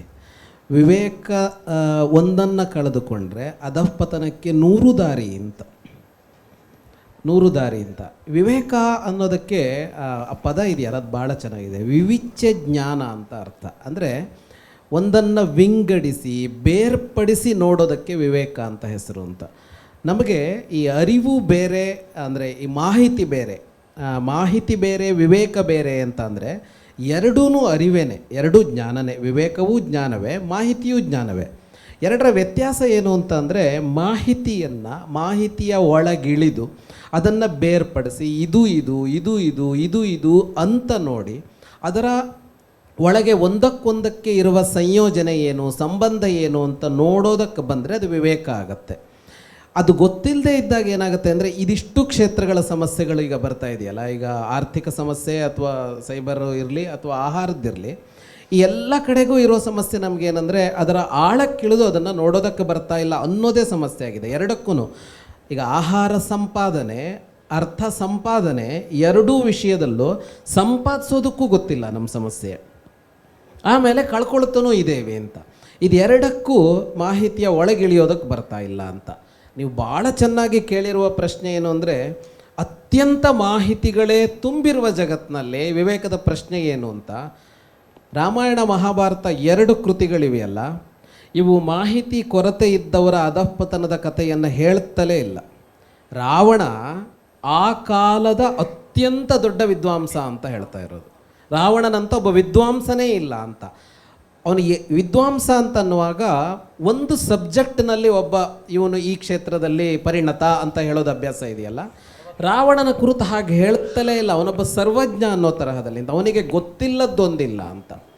ಅಂದರೆ ಜಗತ್ತಿನಲ್ಲಿ ಬದುಕಲು ಬೇಕಾದ ಎಲ್ಲ ವಿಧದ ಮಾಹಿತಿಯ ನಡೆದಾಡುವ ವಿಶ್ವಕೋಶದಂತೆ ಇದ್ದ ರಾವಣ ವಿವೇಕ ಕಳ್ಕೊಂಡಿದ್ದ ಅಂತ.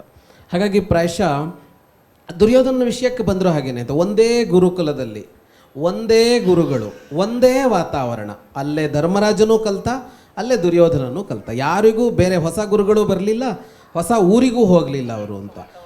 ಆ ವಾತಾವರಣನೂ ಅದೇ ಮನೆಯಲ್ಲೇ ಇದ್ದರು. ಇವನೊಂದು ಮನೆಯಿಂದ ಬಂದ, ಇವನೊಂದು ಮನೆಯಿಂದ ಬಂದ, ಮನೆ ವಾತಾವರಣ ಬೇರೆ ಅನ್ನೋ ಥರನೂ ಇಲ್ಲ.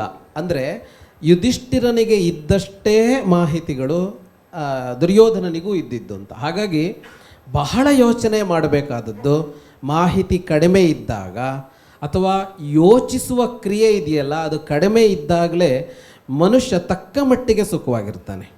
ಯಾವಾಗ ಇದಿಷ್ಟು ಹೆಚ್ಚಾಗುತ್ತಾ ಹೋಗುತ್ತೋ ಆ ಮಾಹಿತಿ ಹೆಚ್ಚು ಬರೋದು ಅನ್ನೋದು, ಹೆಚ್ಚು ಆಹಾರ ಲಭ್ಯ ಆಗ್ತಾ ಇದೆಯಲ್ಲ, ಸೋಮೇಶ್ವರ ಸರ್ ಹೇಳಿದಾಗೆ ಹಣ ಬೇಕಾದಂತೆ ಓಡಾಡ್ತಾ ಇದೆಯಲ್ಲ, ಇದೆರಡು ದುಷ್ಪರಿಣಾಮ ಅನುಭವಿಸ್ತಾ ಇದ್ದೀವಿ ನಾವು. ಯಾಕೆ ಆರ್ಥಿಕವಾಗಿ ಇಷ್ಟು ಸಮಸ್ಯೆಗಳಾಗ್ತಾ ಇವೆ ಅಂತ ಅಂದರೆ, ಅಥವಾ ಆಹಾರ ನಮಗೆ ಆಗಿದ್ದ ಆಹಾರ ವಿಷ ಯಾಕೆ ಆಗ್ತಾ ಇದೆ ಅಂದರೆ, ಅದು ವ್ಯಾಪಕ ಪ್ರಮಾಣದಲ್ಲಿ ಸಿಗ್ತಾ ಇದೆ ಅಂತ. ಸಿಗುವಲ್ಲಿಯೇ ಒಂದು ಕಂಟ್ರೋಲ್ ಇದ್ದಿದ್ರೆ, ಒಂದು ರೇಷನ್ ಇದ್ದಿದ್ರೆ, ನಿಂಗೆ ಇಷ್ಟೇ ಕೊಡೋದು, ಇವತ್ತು ನಿನ್ನ ದೇಹಕ್ಕೆ ಇಷ್ಟು ಗ್ರಾಮ್ ಅಕ್ಕಿ ಬೇಕು, ಇವತ್ತು ನಿಂಗೆ ಇಷ್ಟೇ ಕೊಡ್ತೀನಿ, ಇನ್ನಷ್ಟು ಗ್ರಾಮ್ ನಾಳೆ ಬಾ ಅನ್ನೋ ಥರ ಒಂದು ವ್ಯವಸ್ಥೆ ಇದ್ದಿದ್ರೆ ಆಹಾರದಿಂದ ದೇಹ ಕೆಡ್ತಾ ಇರಲಿಲ್ಲ. ಹಣಕಾಸು ಹಾಗೆ, ನಿನಗೆಷ್ಟು ಬೇಕು ಅಂತ ಅವರು ಹೇಳಿದ್ರಲ್ಲ ಮಿತದ್ದು, ಹಾಗೇನಾದರೂ ಇದ್ದಿದ್ರೂ ಆಗ್ತಿತ್ತೇನೋ. ಇವೆರಡು ಸುಲಭ ಲಭ್ಯ, ಆಹಾರವೂ ಅರ್ಥವೂ ಮತ್ತು ಮಾಹಿತಿಯು ಸುಲಭ ಲಭ್ಯ ಆಗಿರೋದೇನೆ ಅದನ್ನು ವ್ಯಾಪಕ ದುರ್ಬಳಕೆಗೆ ನಾವು ತೊಡಗಿಕೊಂಡಿದ್ದೀವಲ್ಲ, ಅದೆರಡು ನಮಗೆ ಹೌದು ಅಂತ ಅನಿಸತ್ತೆ. ಆದರೆ ನೀವು ತುಂಬ ಒಳ್ಳೆ ವಿಷಯ ಎತ್ತಿರೋದೇನು ಅಂತಂದರೆ ಅತಿಯಾದ ಅರಿವು ಕೂಡ ಇವತ್ತು ಮಾರಕವಾಗಿದೆ. ಹೌದು, ಅತಿಯಾದ ಅರಿವು ಈ ಇನ್ಫಾರ್ಮೇಷನ್ ಇಂಪ್ಲೋಷನ್ ಅಂತ ಕರಿತೀವಲ್ಲ, ಎಕ್ಸ್ಪ್ಲೋಷನ್ದು ಆಪೋಸಿಟ್ ಇಂಪ್ಲೋಷನ್, ಅದು ಆಹಾರದ ವಿಷಯದಲ್ಲೂ ಇದೇ ಸಮಸ್ಯೆಯನ್ನು ತಂದೊಡ್ಡುತ್ತೆ. ನಾವು ಆಹಾರದ ವಿಷಯದಲ್ಲಿ ಯಾವಾಗಲೂ ಅತ್ಯಂತ ವಿವೇಕವಂತರಾಗೇ ಇರ್ತೀವಿ. ಎಲ್ಲಿವರೆಗಪ್ಪ ಅಂತ ಅಂದರೆ ಆ ಈರುಳ್ಳಿನ ಕಡಲೆ ಹಿಟ್ಟಲ್ಲಿ ಹಿಂಗೆ ಹಾಕಿ ಎಣ್ಣೆಯಲ್ಲಿ ಬಿಟ್ಟು ಅದೊಂದು ಘಮ ಹೊರಡಿಸುತ್ತಲ್ಲ, ಅಲ್ಲಿವರೆಗೆ ನಾವು ವಿವೇಕನ ಒಂದು ಸ್ವಲ್ಪನೂ ಕಳ್ಕೊಳ್ಳಲ್ಲ. ಅದಾದಮೇಲೆ ಅಲ್ಲ, ನಮಗೆ ಈರುಳ್ಳಿ ಬಜ್ಜಿ ವಾಸನೆ ಇರ್ಬೋದು, ಮತ್ತೆ ಯಾರಿಗೋ ಮೀನು ಕರಿತಾ ಇರೋದ್ರ ಮತ್ತೊಂದಿರ್ಬೋದು, ಅಲ್ಲಿವರೆಗೆ ಕಳ್ಕೊಳ್ಳಲ್ಲ. ಆದರೆ ಅದು ನೀವು ಆಹಾರಕ್ಕೂ ಮತ್ತು ಅನ್ನಕ್ಕೂ ಇರೋ ವ್ಯತ್ಯಾಸವನ್ನು ತುಂಬ ಚೆನ್ನಾಗಿ ವಿಂಗಡಿಸಿ ಹೇಳಿದ್ದೀರಿ. ಆಹಾರ ಅಂತ ಅಂದರೆ ಪಂಚೇಂದ್ರಿಯಗಳ ಮೂಲಕ ಆಸ್ವಾದಿಸುವಂಥದ್ದು ಅಂತ ಪುಸ್ತಕದಲ್ಲಿ ತಾವು ಹೇಳಿದ್ದೀರಿ. ಈ ರೀತಿ ನಮ್ಮ ವಿವೇಕನ ಪಂಚೇಂದ್ರಿಯಗಳು ಸೇರಿ ಮಂಕಾಗಿಸ್ಬಿಡುತ್ತವೆ, ಏನು ಮಾಡೋದು?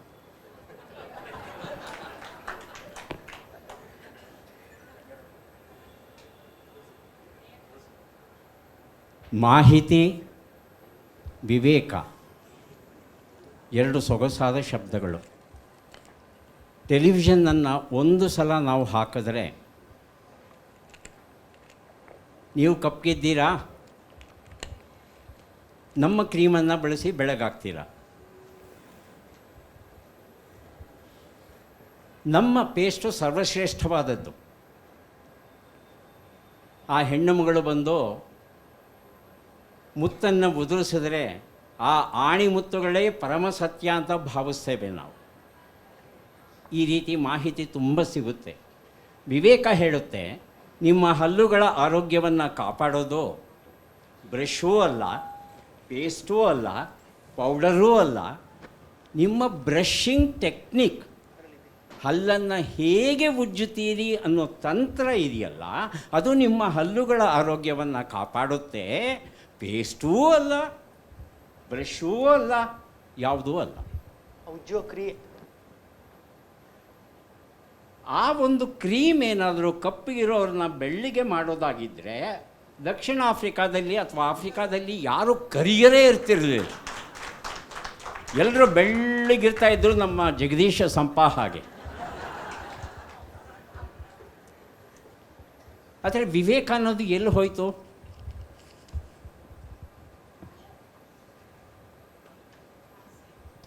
ನಮ್ಮ ದೇಹದ ಸರ್ವತೋಮುಖ ಬೆಳವಣಿಗೆಗೆ, ಮಕ್ಕಳ ಸರ್ವತೋಮುಖ ಬೆಳವಣಿಗೆಗೆ ಯಾವುದೇ ಒಂದು ಧಾನ್ಯ ಸಾಕಾಗಲ್ಲ. ಆದರೆ ನಮ್ಮಲ್ಲಿ ಏನಾಗಿದೆ, ನಾವು ಶಿವಮೊಗ್ಗ ಕಡೆ ಹೋದರೆ ಬರೀ ಅಕ್ಕಿ ಬೆಳೆಸ್ತೇವೆ, ಮಂಡ್ಯ ಮೈಸೂರು ಕಡೆ ಹೋದರೆ ಬರೀ ರಾಗಿ, ಉತ್ತರ ಕರ್ನಾಟಕಕ್ಕೆ ಹೋದರೆ ಬರೀ ಜೋಳ, ಇನ್ನು ಸ್ವಲ್ಪ ಪೂರ್ವ ಕರ್ನಾಟಕಕ್ಕೆ ಚಿತ್ರದುರ್ಗದ ಕಡೆ ಹೋದರೆ ಸಜ್ಜೆ. ಇವುಗಳಲ್ಲಿ ಯಾವುದಾದ್ರೂ ಒಂದರಲ್ಲಾದರೂ ನಮ್ಮ ದೇಹದ ಸರ್ವತೋಮುಖ ಬೆಳವಣಿಗೆಗೆ ಬೇಕಾದ ಪೋಷಕಾಂಶಗಳು ಇವೆಯಾ? ಇಲ್ಲ. ಯಾವ ಎಣ್ಣೆ ಬಳಸಬೇಕು ಅಡುಗೆಗೆ?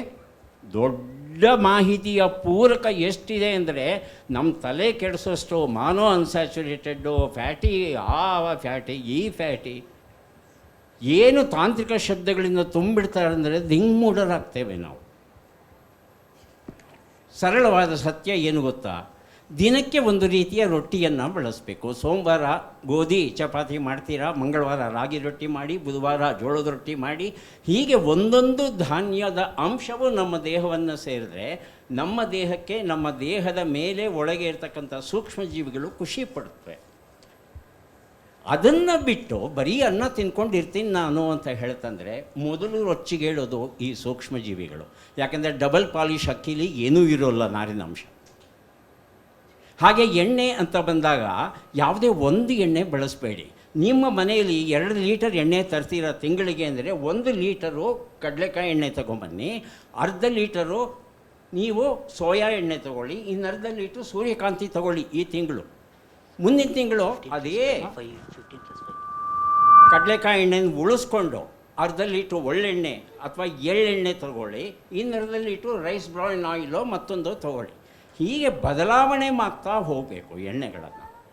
ಹಾಗೆ ಮಾಡ್ತಾ ಹೋದರೆ ಆ ವಿವೇಕವನ್ನು ಬೆಳೆಸ್ಕೊಂಡ್ರೆ ನಿಮಗೆ ನಿಮ್ಮ ಕುಟುಂಬಕ್ಕೆ ಸರ್ವತೋಮುಖ ಪ್ರಗತಿ ಸಹಜವಾಗಿ ದೊರೆಯುತ್ತೆ. ಇಲ್ಲ ಮಾಹಿತಿಯ ಹಿಂದೆ ಬಿದ್ದು ನಾನು ನುಗ್ಗುತ್ತೇನೆ ಅಂದರೆ ಕಷ್ಟವನ್ನು ಅನುಭವಿಸ್ಬೇಕಾಗುತ್ತೆ.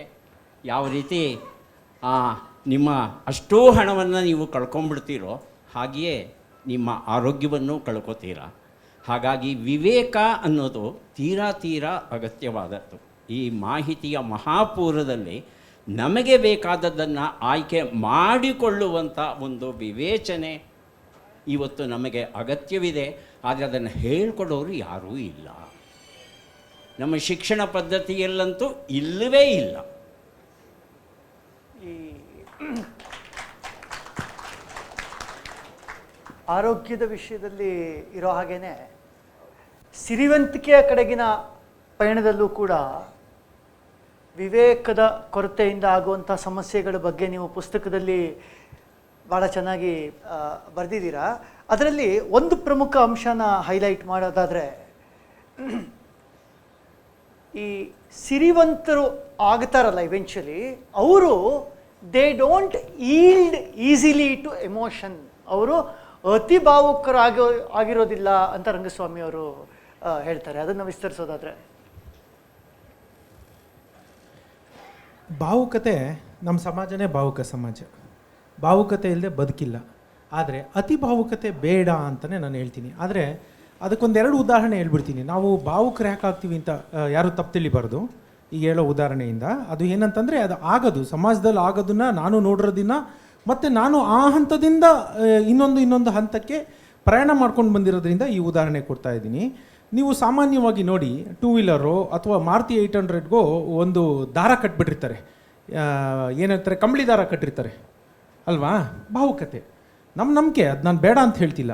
BMW ಬೆನ್ಸ್ ಕಾರ್ಗೋ ಕಟ್ಟಿರೋದು ನೋಡಿದ್ದೀರಾ? ಇಲ್ಲ ಅಲ್ವಾ? ಅಷ್ಟೇ. ಅದೇನೆಂದರೆ, ಒಬ್ಬ ಸಿರಿವಂತನಾಗುವವನು ಎರಡನ್ನ ಡಿಫ್ರೆಂಟ್ ಮಾಡಬೇಕು. ವ್ಯಾಪಾರದಲ್ಲಿ ಅಥವಾ ಸಿರಿವಂತಿಕೆಯ ದಾರಿಯಲ್ಲಿ ನಾವು ಭಾವುಕತೆಗೆ ಜಾಸ್ತಿ ಪ್ರಾಧಾನ್ಯತೆ ಕೊಡಬಾರ್ದು, ಅಥವಾ ಅವ್ರು ಕೊಟ್ಟಿರೋದಿಲ್ಲ ಹಾಗಾಗಿ ಅವರು ಅದಕ್ಕೆ ಬರ್ತಾರೆ ಅಂತ. ಹಾಗಾದರೆ ಭಾವುಕತೆ ಬೇಡವಾ? ಭಾವುಕತೆ ಇಲ್ಲದೆ ಬದುಕೇ ಇಲ್ಲ ಅಂತ ನಾನು ಮೊದಲೇ ಹೇಳಿದೆ. ಇದೇನಿದು ಎರಡಕ್ಕೂ ಒಂದಕ್ಕೊಂದು ತಾಳೆ ಆಗ್ತಿಲ್ವಲ್ಲ, ನೀನು ಹೇಳೋ ಮಾತುಗಳಲ್ಲಿ ವಿರೋಧಾಭಾಸ ಇದೆ ಅಂತ. ಅದನ್ನೇ ಹೇಳೋದು, ಅವೆರಡರ ನಡುವಿನ ಸಮಸ್ಥಿತಿ ನಾವು ಕಾತ್ಕೋಬೇಕಾಗುತ್ತೆ. ನಾನು ಮೊದಲೇ ಹೇಳಿದಾಗೆ ಮಾರುತಿ 800ಗೆ ನೀವು ನೋಡಿದರೆ ಎಲ್ಲ ಕಡೆ ಕಟ್ಟಿರ್ತಾರೆ ಕಂಬಳಿ ದಾರ. ಅದೇ ಬೆನ್ಸು ಅದೇ ರೋಡಲ್ಲೇ ಓಡಾಡುತ್ತೆ, ಇದೇ ಬೆಂಗಳೂರು ರಸ್ತೆಗಳೇ. ಆದರೆ ಯಾರು ನಾನಂತೂ ನೋಡಿಲ್ಲ ಬೆನ್ಸ್ಗೆ ಯಾರು ಕಂಬಳಿ ದಾರ ಕಟ್ಟಿದ್ದು. ಅಷ್ಟೇ. ಇದನ್ನು ನಾವು ಭಾವುಕತೆಯನ್ನು ಹೊರಗಿಟ್ಟು ಯಾವಾಗ ನಾವು ಸ್ಥಿತಪ್ರಜ್ಞತೆ ಬೆಳೆಸ್ಕೊಂಡು ನಡೀತಾ ಹೋಗ್ತೀವಿ, ಆಗ ಸಿರಿವಂತಿಕೆ ನಮ್ಮ ಹತ್ರ ಬರುತ್ತೆ. ಭಾವುಕತೆ ಸಿರಿವಂತಿಕೆಯ ಹಾದಿಯಲ್ಲಿ ಮಹಾಶತ್ರು. ಬರೀ ಸಿರಿವಂತಿಕೆ ಅಂತಲ್ಲ, ಬದುಕಿನ ಎಲ್ಲ ಘಟ್ಟದಲ್ಲೂ ಅಷ್ಟೇ. ಅತಿ ಭಾವುಕತೆ ಖಂಡಿತ ಒಳ್ಳೆಯದಲ್ಲ. ಅವರು ಧೃತರಾಷ್ಟ್ರನ ಉದಾಹರಣೆ ಕೊಟ್ಟರು. ಅವನು ಅತಿ ಭಾವುಕತೆ, ಪುತ್ರ ವ್ಯಾಮೋಹ, ಅತಿಯಾದ ಭಾವುಕತೆ, ಮಗ ಅನ್ನೋದು, ಅದಕ್ಕೆ ಅದು ಆ ರೀತಿ ಆಯಿತು. ಪ್ರತಿಯೊಂದು ಅಷ್ಟೇ, ಬರೀ ಹಣ ಅಂತಲ್ಲ. ನಾವು ರಾಮಾಯಣ ಮಹಾಭಾರತ ಎಲ್ಲಿ ನೋಡ್ಕೊಂಡೋದ್ರು ಭಾವುಕತೆ ಅತಿಯಾಗದ ಕಾರಣದಿಂದನೇ ರಾಮಾಯಣ ಸೃಷ್ಟಿಯಾಗಿದ್ದು, ಭಾವುಕತೆ ಅತಿಯಾದ ಕಾರಣದಿಂದನೇ ಮಹಾಭಾರತ ಸೃಷ್ಟಿಯಾಗಿದ್ದು. ಪ್ರತಿಯೊಂದು ರಾಮಾಯಣ ಮಹಾಭಾರತ ಎಲ್ಲವೂ ಅದೇ ಹೇಳುತ್ತೆ. ನಾನು ಕೂಡ ನಾನು ಹೊಸದಾಗಿ ಏನೂ ಹೇಳೇ ಇಲ್ಲ. ಇನ್ಫ್ಯಾಕ್ಟ್ ಹೇಳಬೇಕು ಅಂತಂದರೆ ಎಲ್ಲ ಹೇಳೋರೆ ಆಗಲೇ ಹೋಗಿದ್ದಾರೆ. ನಮ್ದೇನಿದ್ರು ನಮ್ಮ ಜೀವನಕ್ಕೆ ಏನು ಅನುಭವಕ್ಕೆ ಬಂದಿರುತ್ತೆ ಅದನ್ನು ಒಂದು ಸ್ವಲ್ಪ ಅಲ್ಲಿ ತಿರ್ಗಾ ಹೇಳೋ ಪ್ರಯತ್ನ ಮಾಡಿದ್ದೀನಿ ಅಷ್ಟೇ. ಭಾವುಕತೆ ಬೇಕು, ಅತಿ ಭಾವುಕತೆ ಬೇಡ. ಈ ಅತಿ ಭಾವುಕತೆಯೇ ಹಣ ಕಳ್ಕೊಳ್ಳೋದಕ್ಕೂ ಕಾರಣ. ಇದನ್ನು ನೀವು ಪ್ರತಿ ಚಾಪ್ಟ್ರಲ್ಲೂ ಯಾವ ರೀತಿ ಜನ ಮೋಸ ಹೋದರು ಅನ್ನೋದನ್ನು ಬರಿಬೇಕಾದ್ರೆ ನೀವು ಇಲ್ಲಿ ಯಾವ ಭಾವನೆ ಕೆಲಸ ಮಾಡ್ತು ಅಂತ ಅನ್ನೋದನ್ನು ಕೂಡ ಹೈಲೈಟ್ ಮಾಡಿ ಬರೆದಿದ್ದೀರಾ ಸತೀಶ್ ಅವರೇ. ಅಂಥ ಒಂದೆರಡು ಉದಾಹರಣೆಗಳನ್ನು ಚುಟ್ಕಾಗಿ ಹೇಳೋದಾದರೆ ಆ ಭಾವನೆ ಹೇಗೆ ಕೆಲಸ ಮಾಡ್ತು ಅಂತ. ಈಗ ನಿಮ್ಗೆಲ್ಲರಿಗೂ ಬಂದಿರುತ್ತೆ. ಈಗ ನಡೀತಾ ಇರೋ ಇದು ಏನು ಅಂತಂದರೆ, ಎಲ್ಲರಿಗೂ ತಮ್ಮ ವಾಹನದ HSRP ಪ್ಲೇಟ್ನ ಚೇಂಜ್ ಮಾಡಬೇಕು. ಸೊ ಎಲ್ಲರಿಗೂ ಆ ಥರ ಇದೆ. ಆ ವೆಬ್ಸೈಟ್ ಕೆಲಸ ಮಾಡ್ತಾ ಇಲ್ಲ. ನಿಮ್ಗೊಂದು ಮೆಸೇಜ್ ಬರುತ್ತೆ, ಇದು ಹೊಸ ವೆಬ್ಸೈಟು ಗೌರ್ಮೆಂಟ್ ಆಫ್ ಇಂಡಿಯಾಯಿಂದ ಬಂದಿದೆ, ಇದನ್ನು ಮಾಡಿಕೊಂಡ್ರೆ ಆಗುತ್ತೆ ಅಂತ. ಸೊ ನೀವು ಅದಕ್ಕೆ ನಾನು ಅವ್ರಿಗಿಂತ ಮುಂಚೆ ಆಗೋ ಈ ಭಾವುಕತೆ ಅಥವಾ ಈ ನನ್ನ ಕೆಲಸ ಬೇಗ ಆಗೋಗುತ್ತೆ ಅಂತ ವಿಚಾರಿಸ್ತಾರಲ್ಲ, ಆಂಗ್ಸೈಟಿ, ಆ ಭಾವುಕತೆಯಿಂದ ನೀವು ಅದನ್ನು ಹೋಗಿ ಅಲ್ಲಿ ಕ್ಲಿಕ್ ಮಾಡಿ ಅಲ್ಲಿ ನೀವು ಡೀಟೇಲ್ಸ್ ಎಂಟ್ರ್ ಮಾಡ್ತೀರಾ, ಮೋಸ ಹೋಗ್ತೀರಾ. ಇನ್ನೊಂದು ರೀತಿ ಅದೇ ಇದರಲ್ಲಿ ನಿಮಗೆ ಭಯದ ಆಂಗ್ಸೈಟಿದು ಒಂದು ಹೇಳಿದೆ, ಭಯದ್ದೊಂದು ಹೇಳ್ತೀನಿ. KYC ಅಪ್ಡೇಟ್, ಅದರ KYC ಅಪ್ಡೇಟ್ ಆಗಿಲ್ಲ, ಅದರಿಂದ ನಿಮ್ಮ ಅಕೌಂಟ್ ಬ್ಲಾಕ್ ಆಗಿದೆ, ಅಥವಾ ನಿಮಗೆ ನಿಮ್ಮ ಮೊಬೈಲ್ ಫೋನು ನಿಮ್ಮ ಸಿಮ್ ಕಾರ್ಡು ಇನ್ನೊಂದು 4 ಗಂಟೆನಲ್ಲಿ ಬ್ಲಾಕ್ ಆಗೋಗುತ್ತೆ ನೀವು KYC ಅಪ್ಡೇಟ್ ಮಾಡದೇ ಇದ್ದರೆ. KYC ಅಪ್ಡೇಟ್ ಮಾಡಲು ಕೂಡಲೇ ನೀವು ಈ ಲಿಂಕನ್ನ ಕ್ಲಿಕ್ ಮಾಡಿ ಅಂತ ಅಂದ್ಬಿಟ್ಟು ಹೇಳ್ತಾರೆ.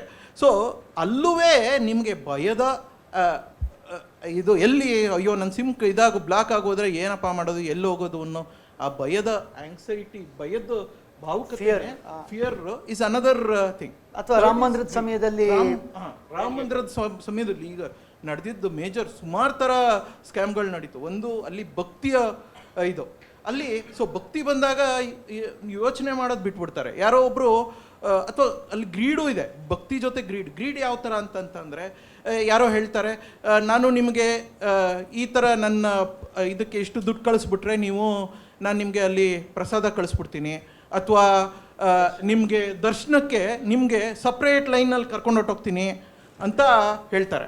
ಸೊ ಇದು ಭಾವುಕತೆಯಿಂದ ನಿಮಗೆ ಗೊತ್ತಿರುತ್ತೆ, ಅಯ್ಯೋ ಅವ್ನಿಗೆ ಹೆಂಗೆ ಮಾಡೋಕ್ಕೆ ಸಾಧ್ಯ, ಪ್ರಸಾದ ಅವ್ರದ್ದು ವೆಬ್ಸೈಟಿಂದ ಅದು ಇಂಡಿಪೆಂಡೆಂಟ್, ಅಲ್ಲಿಂದ ಬಂದ್ರೇ ಅದು ಪ್ರಸಾದ, ಅಥವಾ ಅಲ್ಲಿ ಹೋಗಿ ತೊಗೊಂಡ್ರೇ ಪ್ರಸಾದ. ಯಾವನೋ ಅಮೆಝಾನ್ನಲ್ಲಿ ಪ್ರಸಾದ ಹಾಕಿದೆ ಅಂತಂದರೆ ಅದು ಸಾಧ್ಯನಾ ಅಂತ ಆ ಥರನೂ ಮೋಸ ಹೋಗ್ತಾರೆ.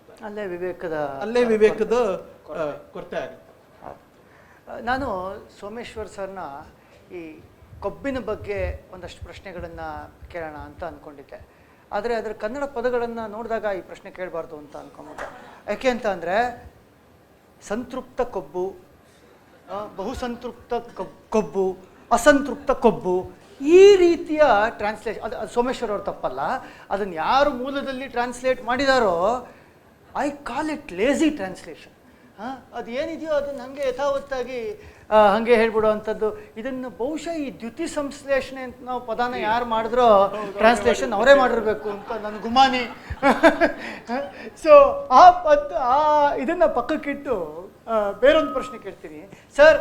ನೀವು ಏನನ್ನು ತಿನ್ನಬೇಕು ಏನನ್ನು ತಿನ್ನಬಾರ್ದು ಅಂತ ಬರೆದಿದ್ದೀರಿ, ಅಷ್ಟೇ ಮುಖ್ಯವಾದ್ದು ಎಷ್ಟು ತಿನ್ನಬೇಕು, ಎಲ್ಲಿ ತಿನ್ನಬೇಕು, ಹೇಗೆ ತಿನ್ನಬೇಕು ಅಂತ ಅನ್ನೋವಂಥದ್ದು. ಅಂದರೆ ಜಸ್ಟ್ ಎಕ್ಸ್ಪ್ಲೈನ್ ಮಾಡೋದಕ್ಕೆ for the sake of audience ಏನಪ್ಪ ಅಂತಂದರೆ, ಈಗ ಉದಾಹರಣೆಗೆ ಚೆನ್ನಾಗಿ ಬೆಣ್ಣೆ ಸವರಿರುವಂತಹ ಥಿಕ್ ಆಲೂ ಪರಾಟನ ನಾವು ಪಂಜಾಬ್ಗೆ ಹೋಗಿ ತಿಂದರೆ ಅನುಭವದಲ್ಲಿ ಹೇಳ್ತಾ ಇದ್ದೀನಿ ನಮಗೇನು ಆಗೋದಿಲ್ಲ. ಆ ವಾತಾವರಣದ ಇದೆ, ನಮ್ಮ ದೇಹ ಗುಣ ಮತ್ತು ಹವಾಗುಣ ಎರಡೂ ಸೇರಿ ನಮ್ಮ ಮೇಲೆ ಒಂದು ಪರಿಣಾಮನ ಇಟ್ಟಿರುತ್ತಲ್ಲ, ಅಲ್ಲಿ ತಿಂದರೆ ಏನೂ ಆಗಲ್ಲ. ಅಥವಾ ಒಬ್ಬ ಪಂಜಾಬಿ ಬಂದು ಅದನ್ನೇ ಇಲ್ಲಿ ತಿಂದರೆ ಏನಾಗಲ್ಲ. ಸೊ ಅವನ ದೇಹ ಗುಣದಿಂದಾಗಿ ನಾವಲ್ಲಿ ಹೋಗ್ತಿದ್ರೆ ನಮಗೇನಾಗಲ್ಲ, ನಮ್ಮ ಹವಾಗುಣದಿಂದಾಗಿ. ಸೊ ಈ ಹವಾಗುಣ ದೇಹ ಗುಣಗಳ ಪಾತ್ರ, ಮತ್ತು ನಾವು ಏನನ್ನು ತಿಂದು ಅರ್ಗಿಸ್ಕೊಂಡು ಬಂದಿದ್ದೀವಿ ಓವರ್ ಜನ್ರೇಷನ್ಸ್, ನಮ್ಮ ಜೀನೋಟೈಪ್ ಏನಿದೆ ಅವುಗಳ ಪಾತ್ರನ ಒಂದು ಚೂರು ಪರಿಚಯಿಸೋದಾದ್ರೆ.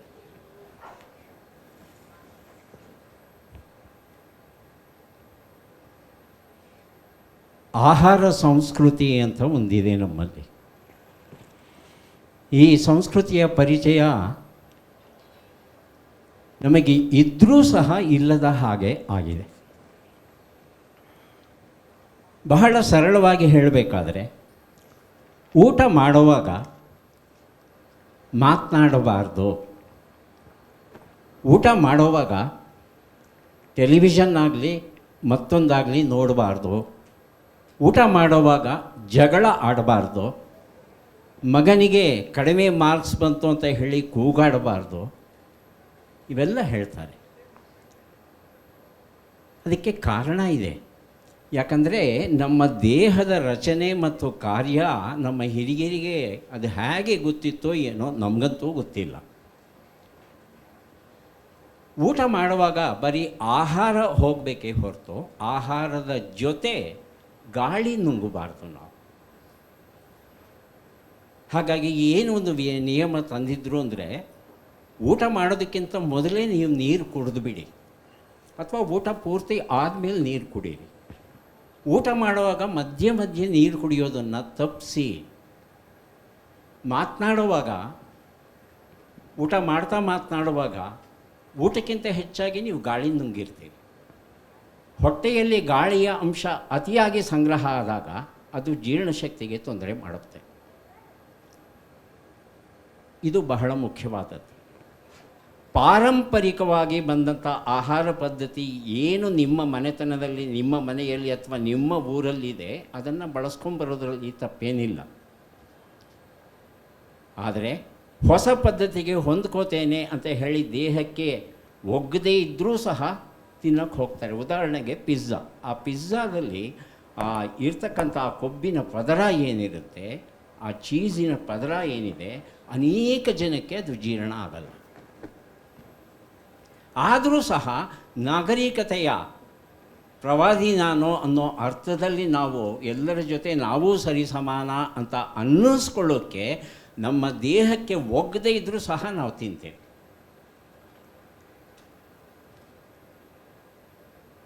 ನಿಮ್ಮ ಮನೆಯ ಟಾಯ್ಲೆಟ್ ಏನಾದರೂ ಕಟ್ಕೊಂಡ್ಬಿಟ್ಟಿದ್ರೆ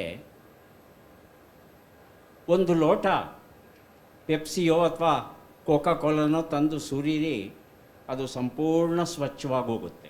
ಇದು ನಿಜನಾ? ಇದು ವಾಟ್ಸಪ್ ಯೂನಿವರ್ಸಿಟಿ ನಿಜ ಸರ್, ಇಲ್ಲ ನಿಜ, ಸತ್ಯ ಇದು, ಸತ್ಯ ಇದು. ನಾನು ಯಾವಾಗಲೂ ಮಕ್ಕಳಿಗೆ ಹೇಳ್ತಿರ್ತೇನೆ, ನಿಮ್ಮ ಹಲ್ಲು ಬಿದ್ದೋಗುತ್ತಲ್ಲ, ಬಿಸಾಕಬೇಡಿ ಹಲ್ಲನ್ನು. ಒಂದು ಪ್ಲಾಸ್ಟಿಕ್ ಲೋಟದಲ್ಲಿ ನಿಮ್ಮ ಬಹಳ ಬಹಳ ಇಷ್ಟವಾದ ಪಾನೀಯ ಯಾವುದಿದೆಯೋ, ಅದು ಪೆಪ್ಸಿನೋ ಸೆವೆನಪ್ಪೋ ಯಾವುದೋ ಒಂದು ಹಾಕಿಬಿಡಿ.